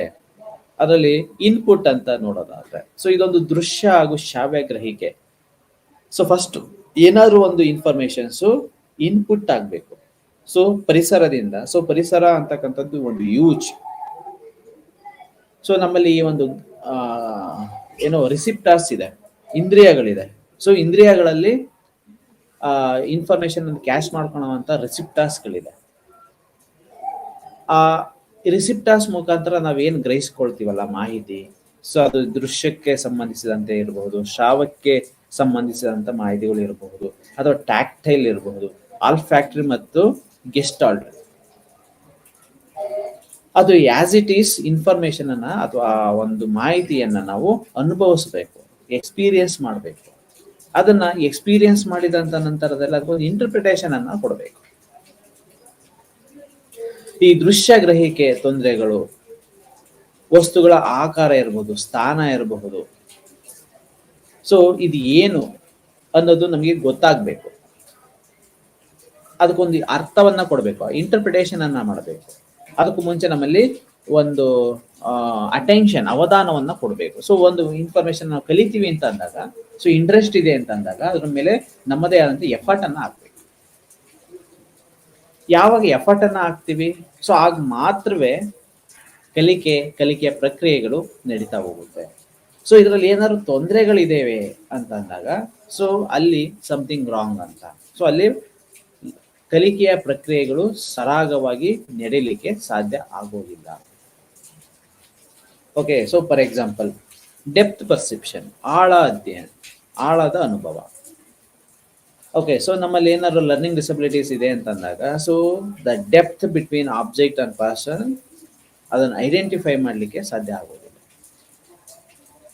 ಅದರ ಆಕಾರ ಏನು, ಗಾತ್ರ ಎಷ್ಟಿರಬಹುದು. ಫಾರ್ ಎಕ್ಸಾಂಪಲ್ ಚಂದ್ರನ ಗಾತ್ರ ಎಷ್ಟಿರ್ಬೋದು. ಓಕೆ, ಸೊ ಅಂತದ್ದೇ ಒಂದು ಇನ್ನೊಂದು ಆಬ್ಜೆಕ್ಟ್ ಇದಾವೆ ಅಂತಂದಾಗ ಅದನ್ನ ನಾವು ಚಂದ್ರನಿಗೆ ಅಥವಾ ಸೂರ್ಯನಿಗೆ ಹೋಲಿಸ್ಲಿಕ್ಕೆ ಆಗುತ್ತಾ, ಸಾಧ್ಯನಾ? ಸೊ ಹೀಗೆ ಅನೇಕ ಪ್ರಶ್ನೆಗಳು ಈ ಒಂದು ದೃಶ್ಯ ಇರ್ಬೋದು ಅಥವಾ ಶ್ರಾವ್ಯ ಗ್ರಹಿಕೆಗಳಲ್ಲಿ ಇರುತ್ತಲ್ಲ. ಸೊ ಅದರಲ್ಲಿ ವಸ್ತುಗಳ ನಿಜವಾದ ಆಕಾರವನ್ನ, ಅದರ ಸ್ಥಾನವನ್ನ, ಗಾತ್ರವನ್ನ ಗುರುತಿಸ್ಲಿಕ್ಕೆ ಸಮಸ್ಯೆಗಳು ಉಂಟಾಗುತ್ತೆ. ಅಥವಾ ಪ್ರಾಪರ್ ಆಗಿ ಒಂದು ವಸ್ತುವನ್ನ ಐಡೆಂಟಿಫೈ ಮಾಡ್ಲಿಕ್ಕೆ ನಾವು ಸಾಧ್ಯ ಆಗೋದಿಲ್ಲ. ಅಥವಾ ಮಿಸ್ಇಂಟರ್ಪ್ರಿಟೇಷನ್ ಅನ್ನ ಮಾಡ್ತಾ ಹೋಗ್ತೀವಿ. ಅಥವಾ ಅದಕ್ಕೆ ಒಂದು ಇಲ್ಲಾಜಿಕ್ ಆಗಿ, ಅಂದ್ರೆ ಲಾಜಿಕ್ ಇಲ್ಲಲೇ ಇರ್ತಕ್ಕಂತಹ ರೀತಿಯಾಗಿ ಒಂದು ವಸ್ತುವಿಗೆ, ಒಂದು ಸಂಗತಿಗೆ ನಾವು ಅರ್ಥ ವಿವರಣೆಗಳನ್ನ ಕೊಡ್ತಾ ಹೋಗ್ತೀವಿ. ಅಥವಾ ಅದನ್ನು ಕೊಟ್ಟಿದೀವಿ ಅಂತ ಅಂದಾಗ, ಸೊ ಅದೊಂದು ಗುಣಲಕ್ಷಣ, ಲರ್ನಿಂಗ್ ಡಿಸಬಿಲಿಟಿಯ ಒಂದು ಗುಣಲಕ್ಷಣ ಅಂತ ಹೇಳಿ. ಅಂದ್ರೆ ಇನ್ಪುಟ್ ಸರಿಯಾದ ಪ್ರಮಾಣದಲ್ಲಿ ಆಗ್ಬೇಕು. Okay, so as it is information ನಮಗೆ ಫ್ಲೋ ಆಗ್ಬೇಕು. ಸೊ ಏನು ಸೆನ್ಸರಿ 5 ರಿಸಿಪ್ಟಾರ್ಸ್ ಇದೆ, ಅಲ್ಲಿ ಬಂದಿರತಕ್ಕಂಥ informations sensory receptors as it is ಆಗಿ ಇನ್ಫಾರ್ಮೇಶನ್ ಅಸೆಂಡಿಂಗ್ ಫೈಬರ್ಸ್ ಗಳ ಮುಖಾಂತರ ನಮ್ಮ ಮೆದುಳಿಗೆ ರವಾನೆ ಆಗ್ಬೇಕು. ಮೆದುಳಿನಲ್ಲಿ ಅದಕ್ಕೆ ಅರ್ಥ ವಿವರಣೆಗಳ ಉಂಟಾಗ್ಬೇಕು. ಅರ್ಥ ವಿವರಣೆ ಅದು ಕಲ್ಪಿಸ್ಕೊಡ್ಬೇಕು, ಏನದು. ಸೊ ಹಂಗಿತ್ತು ಅಂತ ಅಂದಾಗ, ನಾರ್ಮಲ್ ಆಗಿತ್ತು ಅಂತ ಅಂದಾಗ ಈ ಲರ್ನಿಂಗ್ ಪ್ರಕ್ರಿಯೆ ಈಸಿಯಾಗಿ ನಮಗೆ ಅವೇರ್ ಇಲ್ಲದೇನೆ ಅದು ಆಗ್ತಾ ಇರುತ್ತೆ. ಬಂದಿರ್ತಕ್ಕಂಥ ಆಬ್ಜೆಕ್ಟು, ಸೊ ಅದನ್ನ ಐಡೆಂಟಿಫೈ ಮಾಡ್ಕೊಳೋದ್ರಲ್ಲೇ ಆಗ್ಲಿ, ಅದಕ್ಕೆ ಅರ್ಥ ವಿವರಣೆಗಳನ್ನ ಕೊಡೋದ್ರಲ್ಲೇ ಆಗ್ಲಿ, ಅದು ಅದಕ್ಕೆ ರಿಪ್ಲೈ ಕೊಡೋದ್ರಲ್ಲೇ ಆಗ್ಲಿ ನಾವು ಎಡುತ್ತಾ ಇದೀವಿ, ಅದು ಸಾಧ್ಯ ಆಗ್ತಾ ಇಲ್ಲ. ಫಾರ್ ಎಕ್ಸಾಂಪಲ್ ನಾವೇನೋ ಒಂದು ಕೇಳಿಸ್ಕೊಂಡಿರ್ತೀವಿ, ಬೇರೆ ಇನ್ಯಾವುದಕ್ಕೂ ಕೊಡೋ ರೀತಿಯಾಗಿ ನಾವು ಪ್ರತಿಕ್ರಿಯೆಗಳನ್ನ ಕೊಡ್ತಾ ಹೋದ್ರೆ ಅದರಲ್ಲಿ ಒಂದು ಸಿಂಕ್ರನೈಸ್ ಆಗ್ತಾ ಇಲ್ಲ ಅಂತ ಅಂದಾಗ something wrong in learning process. So that is learning disabilities. So ಈ ಪ್ರಕ್ರಿಯೆಗೆ ಸಮಯ ಮಧ್ಯಂತರಗಳನ್ನು ಅಥವಾ ಕಾಲ್ಪನಿಕ ಅಲ್ಪಕಾಲಿಕ ಗ್ರಹಿಕೆಗಳನ್ನು, ಕೊರತೆಗಳನ್ನು ಹೋಲಿಸಬಹುದು. ಇದು ಕ್ರಮಾನುಗತಿಯೊಂದಿಗೆ ಸಮಸ್ಯೆಗಳನ್ನ ತಂದು ಕೊಡುವಂತಹ ಪ್ರಕ್ರಿಯೆಗಳ ಆಗುತ್ತೆ. ಓಕೆ, ಸೊ ಇದೇನು ಶ್ರಾವ್ಯ ಗ್ರಹಿಕೆಯಲ್ಲಿ ತೊಂದರೆಗಳಿದ್ದಾಗ ಒಂದೇ ಧ್ವನಿಯ ಮೇಲೆ ಗಮನ ಹರಿಸಲು ತೊಂದರೆ ಆಗುತ್ತೆ. ಸೊ ಯಾರೇ ಕೂಗಿದ್ರು ಸಹ, ಈಗ ಒಂದು ಚಿಕ್ಕ ಮಗು, ಯಾರೇ ಆ ಚಿಕ್ಕ ಮಗುವಿನ ಹೆಸರನ್ನ ಹಿಡಿದು ನಾವು ಕೂಗಿದ್ರೆ ರಿಯಾಕ್ಟ್ ಅನ್ನ ಮಾಡುತ್ತೆ. ಅಂಥದ್ದೇ ರಿಯಾಕ್ಷನ್ ಅಂದ್ರೆ ಮೇ ಬಿ ಒಬ್ಬರೇ ಇರಬಹುದು. ಆ ರೀತಿಯಾಗಿ over A period of time so ಅಂಥದ್ದೇ ರಿಪ್ಲೈಗಳು, ಅಂಥದ್ದೇ ರಿಯಾಕ್ಷನ್ಸ್ಗಳು ಕಂಡು ಬರ್ತಾ ಇದೆ ಅಂತ ಅಂದಾಗ, ಸೊ ಅಲ್ಲಿ ಸರಿಯಾದ ಪ್ರಮಾಣದ ಕಲಿಕೆಯ ಪ್ರಕ್ರಿಯೆಗಳು ನಡೀತಾ ಇಲ್ಲ ಅಥವಾ ಜರುಗ್ತಾ ಇಲ್ಲ ಅನ್ನೋದನ್ನ ನಾವು ಈಸಿಯಾಗಿ ಗ್ರಹಿಸ್ಕೋಬಹುದು.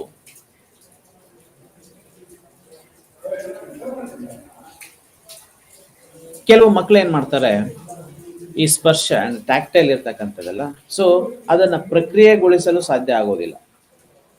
ಸೊ ಅವರ ನೋವು ಅಥವಾ ಅಸಮ್ಮತಿಯನ್ನು ಸ್ಪರ್ಶಕ್ಕೆ ಸೂಕ್ಷ್ಮವಲ್ಲವಾಗಿ ಕಾಣಿಸ್ಬಹುದು. ಓಕೆ, ಸೊ ಈಗ ಚಿಕ್ಕ ಮಕ್ಕಳು ಫಾರ್ ಎಕ್ಸಾಂಪಲ್, ಯಾಕೆಂದ್ರೆ ಕೋರ್ಡಿನೇಷನ್ಸ್ ಇರೋದಿಲ್ಲ, ಕಾಂಪ್ರಿಹೆನ್ಷನ್ಸ್ ಇರೋದಿಲ್ಲ. ಸೊ ಎಲ್ಲೇ ನೋವಾದ್ರೂ ಸಹ ಸಾಮಾನ್ಯವಾದಂಥ ಪ್ರಕ್ರಿಯೆ ಅಳುವುದು, ಅಥವಾ ಎಲ್ಲಿ ನೋವಾಗಿರುತ್ತೆ ಬೇರೆ ಕಡೆ ಅದನ್ನ ಟಚ್ ಮಾಡ್ಕೊಳ್ಳೋ ಅಂಥದ್ದು, ಮುಟ್ ನೋಡ್ಕೊಳ್ಳೋ ಅಂಥದ್ದು. ಸೊ ಯಾವಾಗ ಈ ಕೋರ್ಡಿನೇಷನ್ಸ್ ಬರೋದಿಲ್ಲ, ಸೊ ಅಂಥದ್ದೇ ಪ್ರಕ್ರಿಯೆಗಳು, ಸೊ ಅದು ಚೈಲ್ಡ್ಹುಡ್ ಅಲ್ಲಿ ಇನ್ಫೆನ್ಸಿ ಸ್ಟೇಜ್ ಅಲ್ಲಿ ಆಗುವಂಥದ್ದು. ಯಾಕೆಂತ ಅಂದ್ರೆ ಕೋರ್ಡಿನೇಷನ್ ಇಲ್ಲದೆ ಇರತ್ತ ಕಾರಣಕ್ಕೆ ಅಂತ ವರ್ತನೆಗಳು ಆಫ್ಟರ್ 10 years 15 years ಕಂಡು ಬರ್ತಾ ಇದೆ ಅಂತ ಅಂದಾಗ, ಸೊ ಅಲ್ಲಿ ಸಮಥಿಂಗ್ ರಾಂಗ್, ಕಲಿಕೆಯ ಪ್ರಕ್ರಿಯೆಗಳಲ್ಲಿ ಏನೋ ಒಂದು ನ್ಯೂನತೆಗಳು ಕಂಡು ಬರ್ತಾ ಇದೆ ಅನ್ನೋದನ್ನ ನಾವು ಈಸಿಯಾಗಿ ಅರ್ಥೈಸ್ಕೋಬಹುದು. ನೆಕ್ಸ್ಟ್, ಏಕೀಕರಣ. ಈ ಹಂತವನ್ನು ಗ್ರಹಿಸುವ ಇನ್ಪುಟ್ ತಿಳುವಳಿಕೆ ವಿಂಗಡಿಸುವುದು, ಅನುಕ್ರಮವಾಗಿ ಇರಿಸುವುದು ಅಥವಾ ಇಂದಿನ ಕಲಿಕೆಗೆ ಸಂಬಂಧಿತವಾಗಿರುತ್ತದೆ. ಸೊ ಏಕೀಕರಣಗೊಳಿಸುವಂಥದ್ದು, ಒಂದು ಫ್ಲೋ ಮಾಡುವಂಥದ್ದು, ಒಂದು ಪ್ರಕ್ರಿಯೆಗಳನ್ನ ಸರಾಗ ಮಾಡ್ಕೊಳ್ಳುವಂಥದ್ದು. ಸೊ ನಾವು ಹೇಗೆ ಅರ್ಥವನ್ನ ಮಾಡ್ಕೊಳ್ತೀವಿ ಅಂತಂದ್ರೆ, ಒಂದು ಕಂಟಿನ್ಯೂಸ್ ಪ್ರೋಸೆಸ್ ಇರುತ್ತೆ, ಒಂದು ಫ್ಲೋ ಇರುತ್ತೆ, ಒಂದು ಅನುಕ್ರಮ ಆಧಾರದಲ್ಲಿ ಅನುಕ್ರಮವಾಗಿ ಇರಿಸುವಂಥದ್ದು, ನೆನಪಿನಲ್ಲಿ ಇಟ್ಕೊಳ್ಳೋಲಿಕ್ಕೆ. ಸೊ ಆಗಿತ್ತು ಅಂತ ಅಂದಾಗ ಒಂದು ಏಕೀಕರಣ ಸಾಧ್ಯ ಆಗ್ತಾ ಹೋಗುತ್ತೆ. ಈ ಹೊಸ ಪರಿಕಲ್ಪನೆಯನ್ನು ಅರ್ಥ ಮಾಡ್ಕೊಳ್ಳೋದು ಅಥವಾ ಅದನ್ನ ಜನರಲೈಸೇಷನ್ ಮಾಡ್ಕೊಳ್ಳುವಂಥದ್ದು. ಸೊ ಇನ್ನೊಂದು, ಈಗಾಗಲೇ ಕಲ್ತಿರ್ತಕ್ಕಂಥ ಅಂಶಗಳ ಜೊತೆಗೆ ನಾವು ಅಸೋಸಿಯೇಟ್ ಅನ್ನ ಮಾಡ್ಕೊಳ್ತಾ ಹೋಗ್ತೀವಿ. ಓಕೆ, ಸೊ ನಮ್ಮಲ್ಲಿ ಈಗ ವೊಕ್ಯಾಬುಲರಿ ಇರುತ್ತೆ, ಕಾಂಪ್ರಿಹೆನ್ಷನ್ ಸಮಸ್ಯೆಗಳು ಇರುತ್ತೆ. ಸೊ ಈ ಎಲ್ಲ ಅಂಶಗಳು ಈ ಏಕೀಕರಣದ ಸಮಸ್ಯೆಗಳನ್ನ ನಾವು ಅಥವಾ ನಮಗೆ ತಂದು ಒಡ್ಡುತ್ತೆ. ಸಂಗ್ರಹ ಅಂದ್ರೆ ಸ್ಟೋರೇಜ್ ಅಂತ ಹೇಳ್ಬಹುದು, ಅಂದ್ರೆ ಮಾಹಿತಿಯ ಸ್ಟೋರೇಜ್. ಮೆಮೊರಿ ತೊಂದರೆಗಳು ಸಹ ಅಲ್ಪಾವಧಿ ಮತ್ತು ಸಕ್ರಿಯ ನೆನಪಿನ ಅಥವಾ ದೀರ್ಘಾವಧಿಯ ಮೆಮೊರಿಗೆ ಸಂಬಂಧಿಸಬಹುದು. ಈ ಲರ್ನಿಂಗ್ ಡಿಸಬಿಲಿಟೀಸ್ ಇರುವಂತವ್ರಿಗೆ ಎಸ್ಪೆಷಲಿ ಈ short term memories, long term ಮೆಮೊರೀಸ್ನಲ್ಲಿ ಅನೇಕ ನ್ಯೂನತೆಗಳು, ತೊಂದರೆಗಳು ಇರೋದನ್ನ ನಾವು ಗಮನಿಸ್ಕೋಬಹುದು.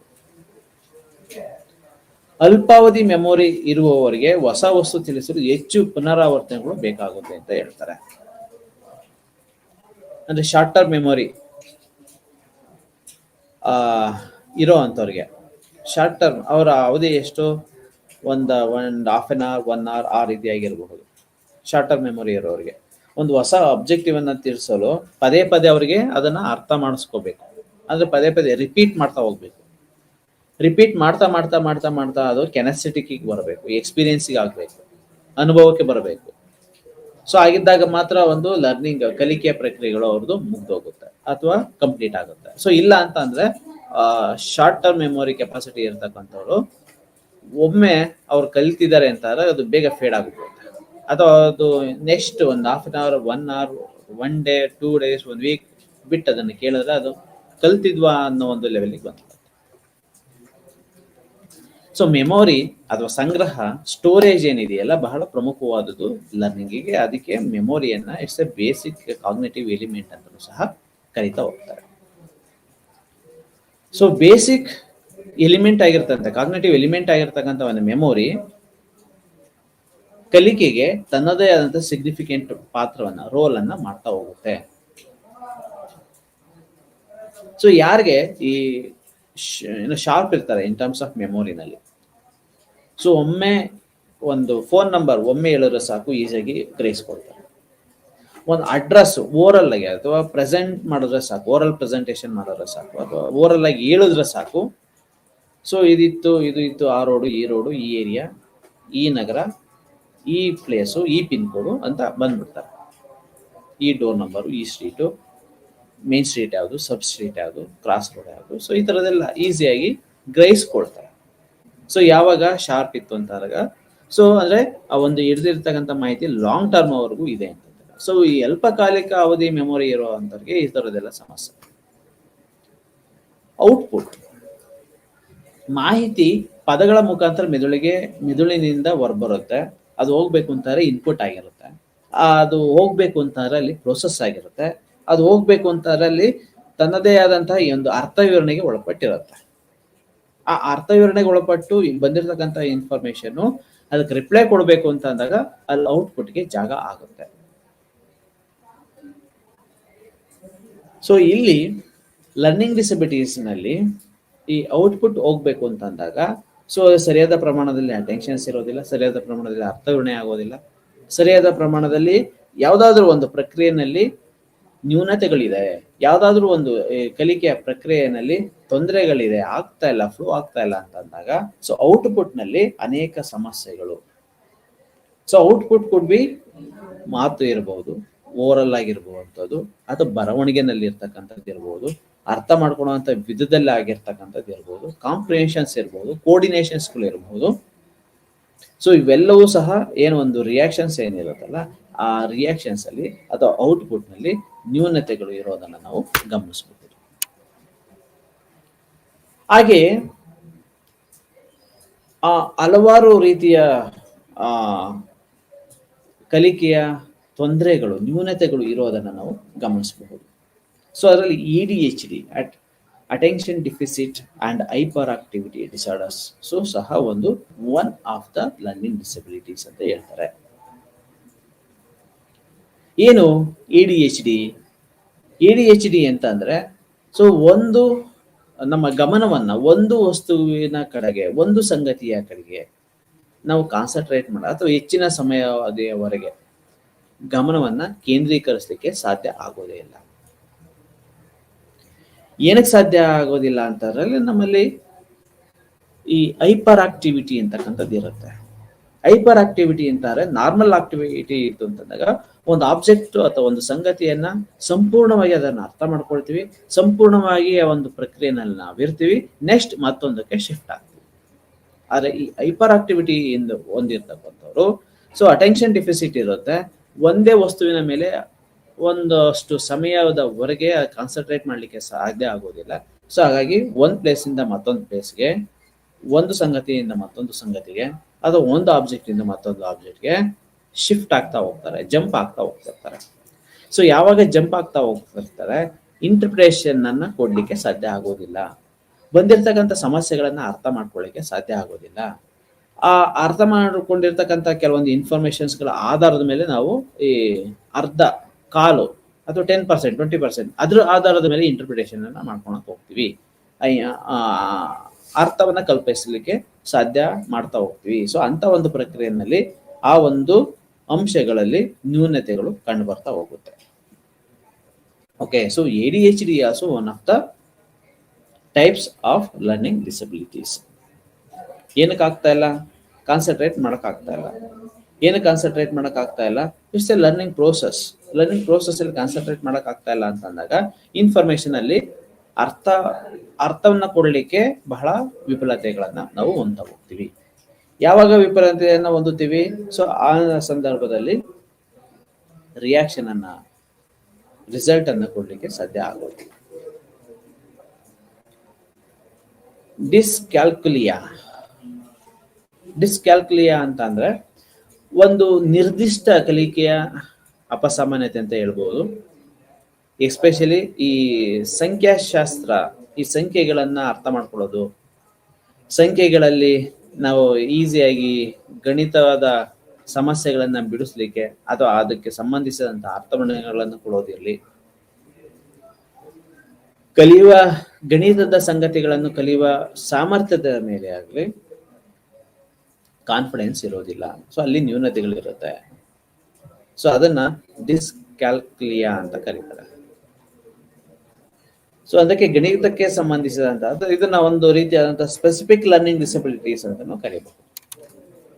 ಸೊ ಬೇರೆ ಆಸ್ಪೆಕ್ಟ್ ಅಂತ ನಾವು ತೆಗೆದುಕೊಂಡಾಗ, ಸಂಗತಿಗಳು ಅಂತ ತೆಗೆದುಕೊಂಡಾಗ they are good when compared to other aspect. When they come to the particular aspect, come to the particular learning process, they may be more enough. So ಮತ್ತೊಂದು ಡಿಸ್ಟ್ರಾಫಿಯಾ, ಉತ್ತಮ ಚಲನಕೌಶಲಗಳ ಮೇಲೆ ಪರಿಣಾಮ ಬೀರುವ ನಿರ್ದಿಷ್ಟ ಕಲಿಕೆಯ ಅಸಮರ್ಥತೆಗಳನ್ನು ಹೊಂದಿರ್ತಾನೆ. ಕೋರ್ಡಿನೇಷನ್ ಇರೋದಿಲ್ಲ, ಐ ಹ್ಯಾಂಡ್ ಕೋರ್ಡಿನೇಷನ್ಸ್ ಇರೋದಿಲ್ಲ, ಬರವಣಿಗೆನಲ್ಲಿ ಸರಿಯಾದ ಫ್ಲೋ ಇರೋದಿಲ್ಲ, ಅಥವಾ ಸರಿಯಾದ ಹ್ಯಾಂಡ್ ರೈಟಿಂಗ್ ಇರೋದಿಲ್ಲ. ಇನ್ಫಾರ್ಮೇಶನ್ಸ್ ಹೇಳ್ತಾ ಇರ್ತಾರೆ ಅದನ್ನ ಗ್ರಹಿಸ್ಕೊಂಡು ಓಕೆ ಏನು ಡಿಕ್ಟೇಷನ್ಸ್ ಆಗ್ತಾ ಇರುತ್ತೆ, ಆ ಡಿಕ್ಟೇಷನ್ಸ್ ಆಸ್ ಪರ್ ನಾವು ಹೋಗ್ಲಿಕ್ಕೆ ಸಾಧ್ಯ ಆಗ್ತಾ ಇಲ್ಲ. ಅದೆಲ್ಲದೂ ಸಹ ಈ ಒಂದು ಕ್ಯಾಟಗರಿನಲ್ಲಿ ಬರ್ತಕ್ಕಂಥದ್ದು. ಡಿಸ್ಲೆಕ್ಸಿಯಾ ನಿರ್ದಿಷ್ಟ ಕಲಿಕೆಯ ಅಸಮರ್ಥವು ಓದುವಿಕೆ ಮತ್ತು ಸಂಬಂಧಿಸಿದ ಭಾಷಾ ಆಧಾರಿತ ಸಂಸ್ಕರಣಾ ಕೌಶಲ್ಯಗಳ ಮೇಲೆ ಪರಿಣಾಮ ಬೀರ್ತಾ ಹೋಗುತ್ತೆ. ಓದ್ಲಿಕ್ಕೆ ಅಥವಾ ಓದೋದ್ರ ಮೇಲೆ ನಮ್ಮ ಗಮನ ಆಗ್ಲಿ, ನಮ್ಮ ಚಟುವಟಿಕೆಗೆ ಆಗ್ಲಿ, ಕಾನ್ಸಂಟ್ರೇಟ್ ಮಾಡ್ಲಿಕ್ಕೆ ಆಗ್ಲಿ ನಮ್ಮ ಕೈಲಿ ಸಾಧ್ಯ ಆಗೋದಿಲ್ಲ. ಅದಕ್ಕೆ ಅರ್ಥವಿವರಣೆಗಳನ್ನ ಕೊಡೋಕೆ ಸಾಧ್ಯ ಆಗೋದಿಲ್ಲ. ಸೊ ಒಮ್ಮೆ ನಾವೇನೆಲ್ಲ ಓದ್ತಾ ಹೋಗ್ತೀವಿ ಅದ್ರ ಮೇಲೆ ಅರ್ಥವಿವರಣೆ ಕೊಡ್ಲಿಕ್ಕೆ, ಆ ಲೇಬಲ್ ಅನ್ನ ಹಾಕೊಳ್ಳಲಿಕ್ಕೆ ನಮ್ ಕೈ ಸಾಧ್ಯ ಆಗ್ತಾ ಇಲ್ಲ ಅಂತ ಅಂದಾಗ which is nothing but dyslexia ಅಂತ ನಾವು ಕರಿತೀವಿ. ಸೊ ಇಲ್ಲಿ ಒಂದೊಂದು ಆಸ್ಪೆಕ್ಟ್ಗೆ ಒಂದೊಂದು ನೇಮನ್ನ ಕೊಟ್ಟಿದ್ದಾರೆ ಅಷ್ಟೇ. ಓಕೆ, ಸೊ ಇಲ್ಲಿ ಉತ್ತಮ ಚಲನ ಅಂದ್ರೆ ಮೂಮೆಂಟ್ರಿ ಡಿಸಾರ್ಡರ್ಸ್ ಇತ್ತು ಅಂತ ಅಂದಾಗ ಡಿಸ್ಗ್ರಾಫಿಯಾ ಅಂತ ಕರೀತಾರೆ. ಡಿಸ್ಲೆಕ್ಸಿಯಾ ಒಂದು ಓದುವಿಕೆ, ಬರೆಯುವಿಕೆ, ಸೊ ಅದ್ರ ಮೇಲೆ ನ್ಯೂನತೆಗಳಿತ್ತು ಅಂತ ಅಂದಾಗ, ಆ ಒಂದು ಪ್ರಕ್ರಿಯೆ ಸರಿಯಾದ ಪ್ರಮಾಣದಲ್ಲಿ ಆಗ್ತಾ ಇಲ್ಲ ಅಂತ ಅಂದಾಗ ಸೊ ಅದು ಡಿಸ್ಲೆಕ್ಸಿಯಾ ಅಂತ ಕರೀಬಹುದು. ಸೊ ಡಿಸ್ಲೆಕ್ಸಿಯಾ ಸೊ ಯಾರಲ್ಲಿ ಇರುತ್ತೆ ಹೆಚ್ಚಾಗಿ ಅಂತಂದ್ರೆ ಅಟೆನ್ಷನ್ ಡಿಫಿಸಿಟ್ ಮತ್ತೆ ಹೈಪರ್ ಆಕ್ಟಿವಿಟಿ ಡಿಸಾರ್ಡರ್ಸ್ ಹೊಂದಿರೋರು ಸಹ ಈ ಡಿಸ್ಲೆಕ್ಸಿಯಾ ಅದು ಕಂಡು ಬರ್ತಾ ಹೋಗುತ್ತೆ. ಡಿಸ್ಲೆಕ್ಸಿಯಾ ಆಕ್ಚುಲಿ ಈ ಚಿಕ್ಕ ವಯಸ್ಸಿನಲ್ಲಿ ಕಂಡು ಬರ್ತಕ್ಕಂಥದ್ದು ಡಿಸ್ಲೆಕ್ಸಿಯಾ. ಸೊ ಅವರು ಓದ್ಲಿಕ್ಕೆ ಗಮನನೇ ಕೊಡೋದಿಲ್ಲ, ಸೊ ಬರೆಯಲಿಕ್ಕೆ ಅವ್ರ ಕೈಲಿ ಆಗೋದೇ ಇಲ್ಲ. ಏನಕ್ಕೆ ಅಂತಂದ್ರೆ ಸೊ ಈಗ ಚಿಕ್ಕ ಮಕ್ಕಳಲ್ಲಿ ಏನಕ್ಕೆ ಕಾಣಿಸ್ಕೊಳ್ಳುತ್ತೆ ಅಂತ ಹೇಳಿದಾಗ ಸೊ ಅವರ ವರ್ತನೆಗಳನ್ನ ನಾವಿನ್ನು ಶೇಪ್ ಮಾಡಿರೋದಿಲ್ಲ. ಆ ವರ್ತನೆಗಳನ್ನ ನಾವು ಅರ್ಥ ಮಾಡಿಸ್ಲಿಕ್ಕೆ ವಿಫಲತೆಯನ್ನ ಹೊಂದಿರ್ತೀವಿ. ಯಾವಾಗ ಅದರಲ್ಲಿ ನಾವು ವಿಫಲತೆಯನ್ನ ಹೊಂದುತ್ತಾ ಇರ್ತೀವಿ ಸೊ ಅದಕ್ಕೆ ಸಂಬಂಧಿಸಿದ ಸಾಮರ್ಥ್ಯಗಳನ್ನ ಗ್ರಹಿಸ್ಲಿಕ್ಕೆ, ಅದರಲ್ಲಿ ಇರ್ತಕ್ಕಂತಹ ಒಂದು ಸಮಸ್ಯೆಗೆ ಪರಿಹಾರವನ್ನ ಕಂಡುಕೊಳ್ಳಲಿಕ್ಕೆ ನಾವು ವಿಫಲತೆಗಳನ್ನ ಹೊಂದ್ತಾ ಹೋಗ್ತೀವಿ. ಸೊ ಹಾಗಾಗಿ ಈ ಡಿಸ್ಲೆಕ್ಸಿಯಾ ಕಾಣಿಸ್ಕೊಳ್ಳುತ್ತೆ. ಡಿಸ್ಲೆಕ್ಸಿಯಾ ನಮ್ಮಲ್ಲಿ ಏನಾದ್ರು ಕಂಡು ಬರ್ತಾ ಇದೆ ಅಂತ ಅಂದಾಗ ಪ್ರೀ ಸ್ಕೂಲ್ ಅಥವಾ ಪ್ರೈಮರಿ ಸ್ಕೂಲ್ ಲೆವೆಲ್ ಅಲ್ಲಿ ಸೊ ಅದಕ್ಕೇನು ಟೈಮ್ ಇರುತ್ತೆ, ಅದನ್ನ ಬ್ಯಾಲೆನ್ಸ್ ಮಾಡ್ಕೊಳ್ಳೋ ಅಂತ ಒಂದು ಪ್ರಕ್ರಿಯೆ ಬಂತು ಅಂತ ಅಂದಾಗ, ಬ್ಯಾಲೆನ್ಸ್ ಮಾಡ್ಕೊಳ್ಳೋ ಅಂಥದ್ದು ಇನ್ನೂ ಸಮಯ ಇದೆ ಅಂತ ಅಂದಾಗ ಈ ಡಿಸ್ಲೆಕ್ಸಿಯಾ ನಿಧಾನವಾಗಿ ಅದು ಕ್ಯೂರ್ ಆಗಬಹುದು. ಆದ್ರೆ ಬಿಗಿನಿಂಗ್ ಸ್ಟೇಜ್ ಅಲ್ಲಿ ಈ ಡಿಸ್ಲೆಕ್ಸಿಯಾ ಅಂತಕ್ಕಂಥದ್ದು ಒಂದು ಮೇಜರ್ ಪ್ರಾಬ್ಲಮ್ ಆಗಿ ಕಾಣಿಸ್ಕೊಳ್ತಾ ಹೋಗುತ್ತೆ ಫಾರ್ ಎನಿ ಸ್ಟೂಡೆಂಟ್.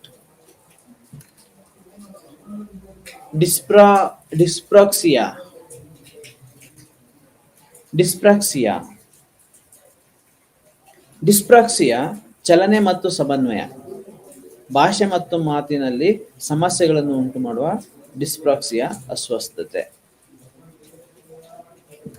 ಸೊ ಮಾತು ಕೋಆರ್ಡಿನೇಷನ್ ಇಲ್ಲದೆ ಇರ್ತಕ್ಕಂಥ ಒಂದು ಮಾತು, ಲಾಜಿಕ್ ಇಲ್ಲದೆ ಇರ್ತಕ್ಕಂಥದ್ದು ಒಂದು ಮಾತು, ಶಿಫ್ಟ್ ಓವರ್ ಆಗ್ತಾ ಇರ್ತಕ್ಕಂತಹ ಒಂದು ಮಾತು, ನಮ್ಮ ಮಾತಿನ ಮಧ್ಯೆ ಪದೇ ಪದೇ ಇದು ಕಾಣಿಸ್ಕೊಳ್ತಾ ಇದ್ರೆ ಅದನ್ನ ಡಿಸ್ಪ್ರಾಕ್ಸಿಯಾ ಅಂತ ನಾವು ಕರಿಬಹುದು. ಮಾತಿನಲ್ಲಿ ಏನು ತಡವರಿಸೋದು, ಮಾತಿನಲ್ಲಿ ಫ್ಲೂಯೆನ್ಸಿ ಇಲ್ಲದೆ ಇರ್ತಕ್ಕಂಥದ್ದು, ಮಾತಿನಲ್ಲಿ ಅನೇಕ ರೀತಿಯಾದಂಥ ಪ್ರಾಬ್ಲಮ್ಗಳು ಇರ್ತಕ್ಕಂಥದ್ದು, ಸೊ ಅದೆಲ್ಲದೂ ಸಹ ಡಿಸ್ಪ್ರಾಕ್ಸಿಯಾ ಅಂತ ನಾವು ಸಹ ಕರಿಬಹುದು.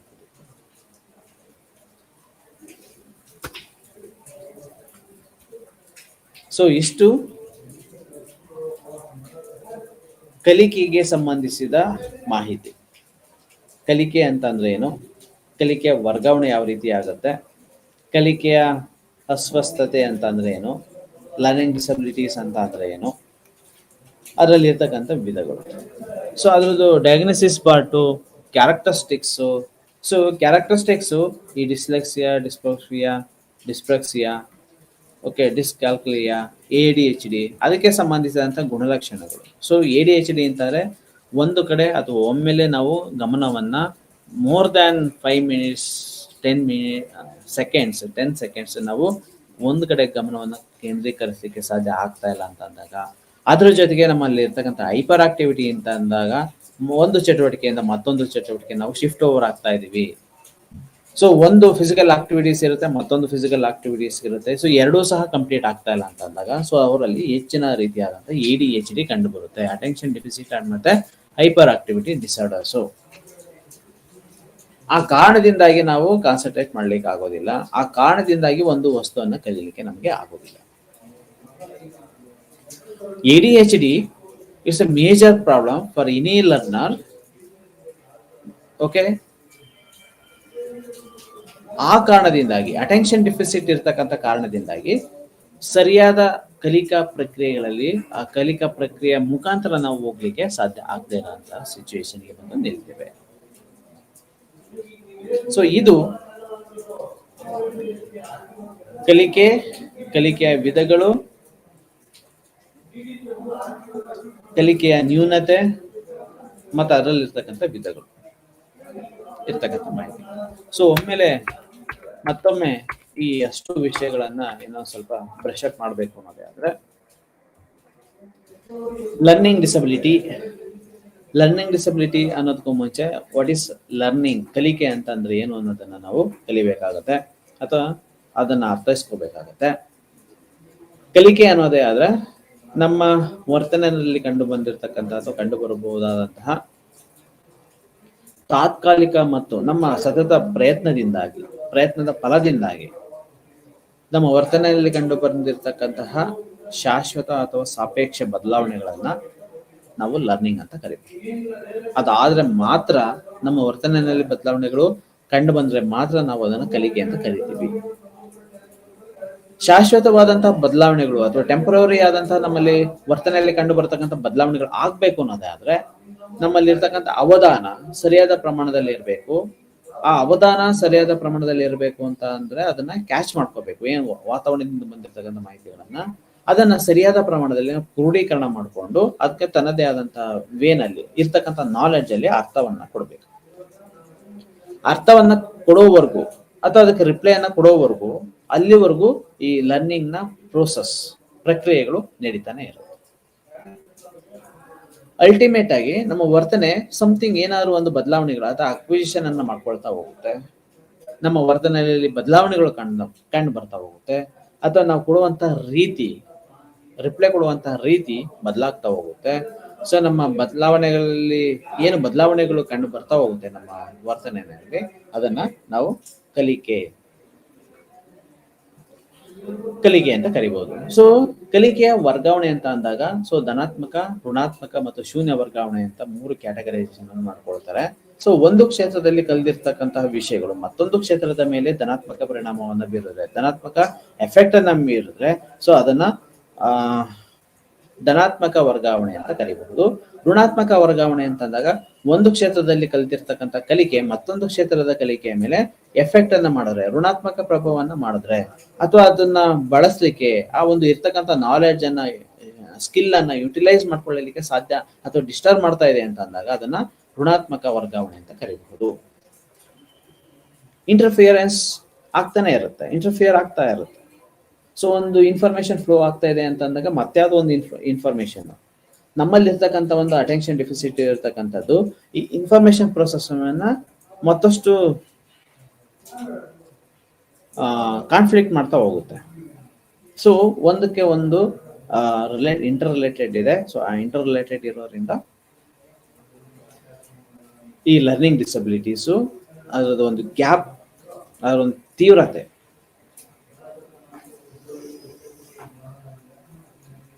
ಅದರದ ಒಂದು ತೀಕ್ಷ್ಣತೆ ಜಾಸ್ತಿ ಆಗ್ಲಿಕ್ಕೆ ಕಾರಣ ಆಗ್ತಾ ಹೋಗುತ್ತೆ. ಮತ್ತೆ ಶೂನ್ಯ ಅಂದ್ರೆ ಒಂದು ಕ್ಷೇತ್ರದಲ್ಲಿ ಕಲಿತಿರ್ತಕ್ಕಂಥ ಮತ್ತೊಂದು ಕ್ಷೇತ್ರದ ಕಲಿಕೆಯ ಮೇಲೆ ಯಾವುದೇ ರೀತಿ ಅದು ಝೀರೋ ಟ್ರಾನ್ಸ್ಫರ್ ಆಗಿದ್ರೆ ಸೊ ಅದನ್ನ ಝೀರೋ ಟ್ರಾನ್ಸ್ಫರ್ ಅಂತ ಕರಿಬಹುದು. ಸೊ ಅದಕ್ಕೆ ಉದಾಹರಣೆಗಳು ಹಲವಾರಿದೆ.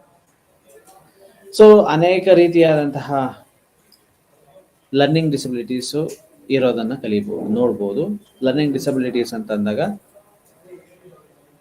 ಓದೋದು, ಬರೆಯೋದು, ಕಾಂಪ್ರಿಹೆನ್ಷನ್ಸು, ಕೋರ್ಡಿನೇಷನ್ಸು ಇವುಗಳಲ್ಲಿ ಸರಿಯಾದ ಪ್ರಮಾಣದಲ್ಲಿ ಆಗ್ತಾ ಇಲ್ಲ ಕಲಿಕೆಯ ಪ್ರಕ್ರಿಯೆ ಅಂತ ಅಂದಾಗ ಅದನ್ನ ಲರ್ನಿಂಗ್ ಡಿಸಬಿಲಿಟೀಸ್ ಅಂತ ಕರಿಬಹುದು.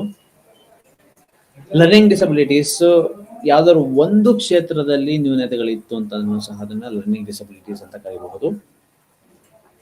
ಸೊ ಮ್ಯಾಕ್ಸಿಮಮ್ ಆಗಿ ಲರ್ನಿಂಗ್ ಡಿಸಬಿಲಿಟೀಸ್ ಹೊಂದಿರತಕ್ಕಂಥದ್ದು ಹೆಚ್ಚಿನ ಏರಿಯಾದಲ್ಲಿ ಇಲ್ಲಿ ಹೇಳಿರ್ತಕ್ಕಂಥ ವಿಧಗಳಲ್ಲಿ ಹೇಳಿರ್ತಕ್ಕಂಥ ಆಲ್ಮೋಸ್ಟ್ ಆಲ್ ಗುಣಲಕ್ಷಣಗಳನ್ನ ಹೊಂದಿರ್ತಾರೆ.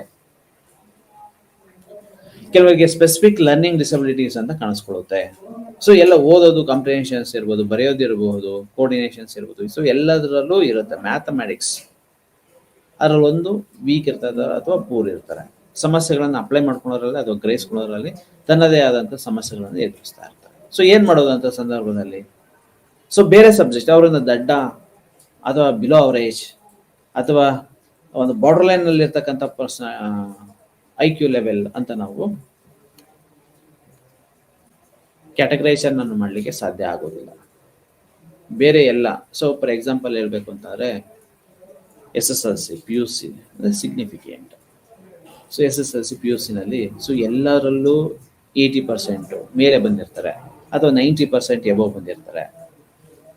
ಆದ್ರೆ ಮ್ಯಾಥಮೆಟಿಕ್ಸ್ ಅಲ್ಲಿ ಅಥವಾ ಸೈನ್ಸ್ ಅಲ್ಲಿ ಅಥವಾ ಹಿಂದಿನಲ್ಲಿ ಅಥವಾ ಇಂಗ್ಲಿಷ್ ನಲ್ಲಿ ತುಂಬಾ ಕಡಿಮೆ ಅಂಕಗಳನ್ನ ಪಡ್ಕೊಂಡಿರ್ತಾರೆ. ಸೊ ಅದು ಬೇರೆ ಎಲ್ಲಾ ಸಬ್ಜೆಕ್ಟು ಔಟ್ ಆಫ್ 40 ಇರುತ್ತೆ. 80, 85, 95, 99, 98. ಸೊ ಈ ಸಂಖ್ಯೆನಲ್ಲಿ ಇರುತ್ತೆ ಮಾರ್ಕ್ಸ್. ಸೊ ಯಾವ್ದಾದ್ರು ಒಂದು ಸಬ್ಜೆಕ್ಟ್ ಅಲ್ಲಿ ಸೈನ್ಸ್ ಇರ್ಬೋದು ಅಥವಾ ಆರ್ಟ್ಸ್, ಪ್ಯೂರ್ ಆರ್ಟ್ಸ್ ಇರ್ಬೋದು ಅಥವಾ ಲ್ಯಾಂಗ್ವೇಜ್ ಇರ್ಬೋದು ಅಥವಾ ಮ್ಯಾಥಮೆಟಿಕ್ಸ್ ಅಂಶಗಳು ಇರ್ಬೋದು, ಅಂತ ವಿಷಯಗಳಲ್ಲಿ ತುಂಬಾ ಪೂರ್ ಇರ್ತಾರೆ. So below 30, below 20.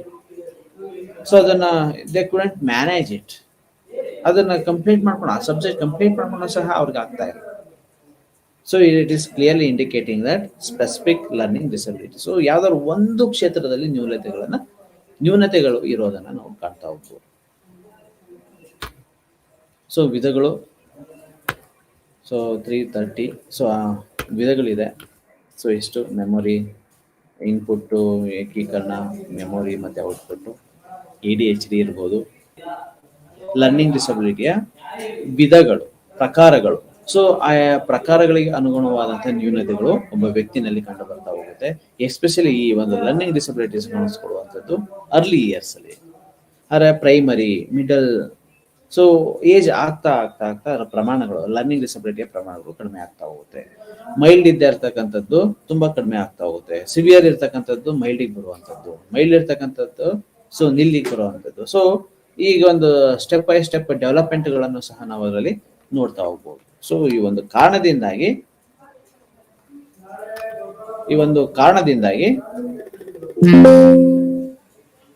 Learning disabilities ಬಹಳ ಪ್ರಮುಖವಾಗುತ್ತೆ, ಎಸ್ಪೆಷಲಿ ಫಾರ್ ಚಿಲ್ಡ್ರನ್ಸ್. ಸೊ ಇಲ್ಲಿಗೆ ಸಮಯ ಮುಗಿದಿದೆ ಮತ್ತೆ ಕಂಟೆಂಟ್ ಮುಗಿದಿದೆ. ನಮಸ್ಕಾರ.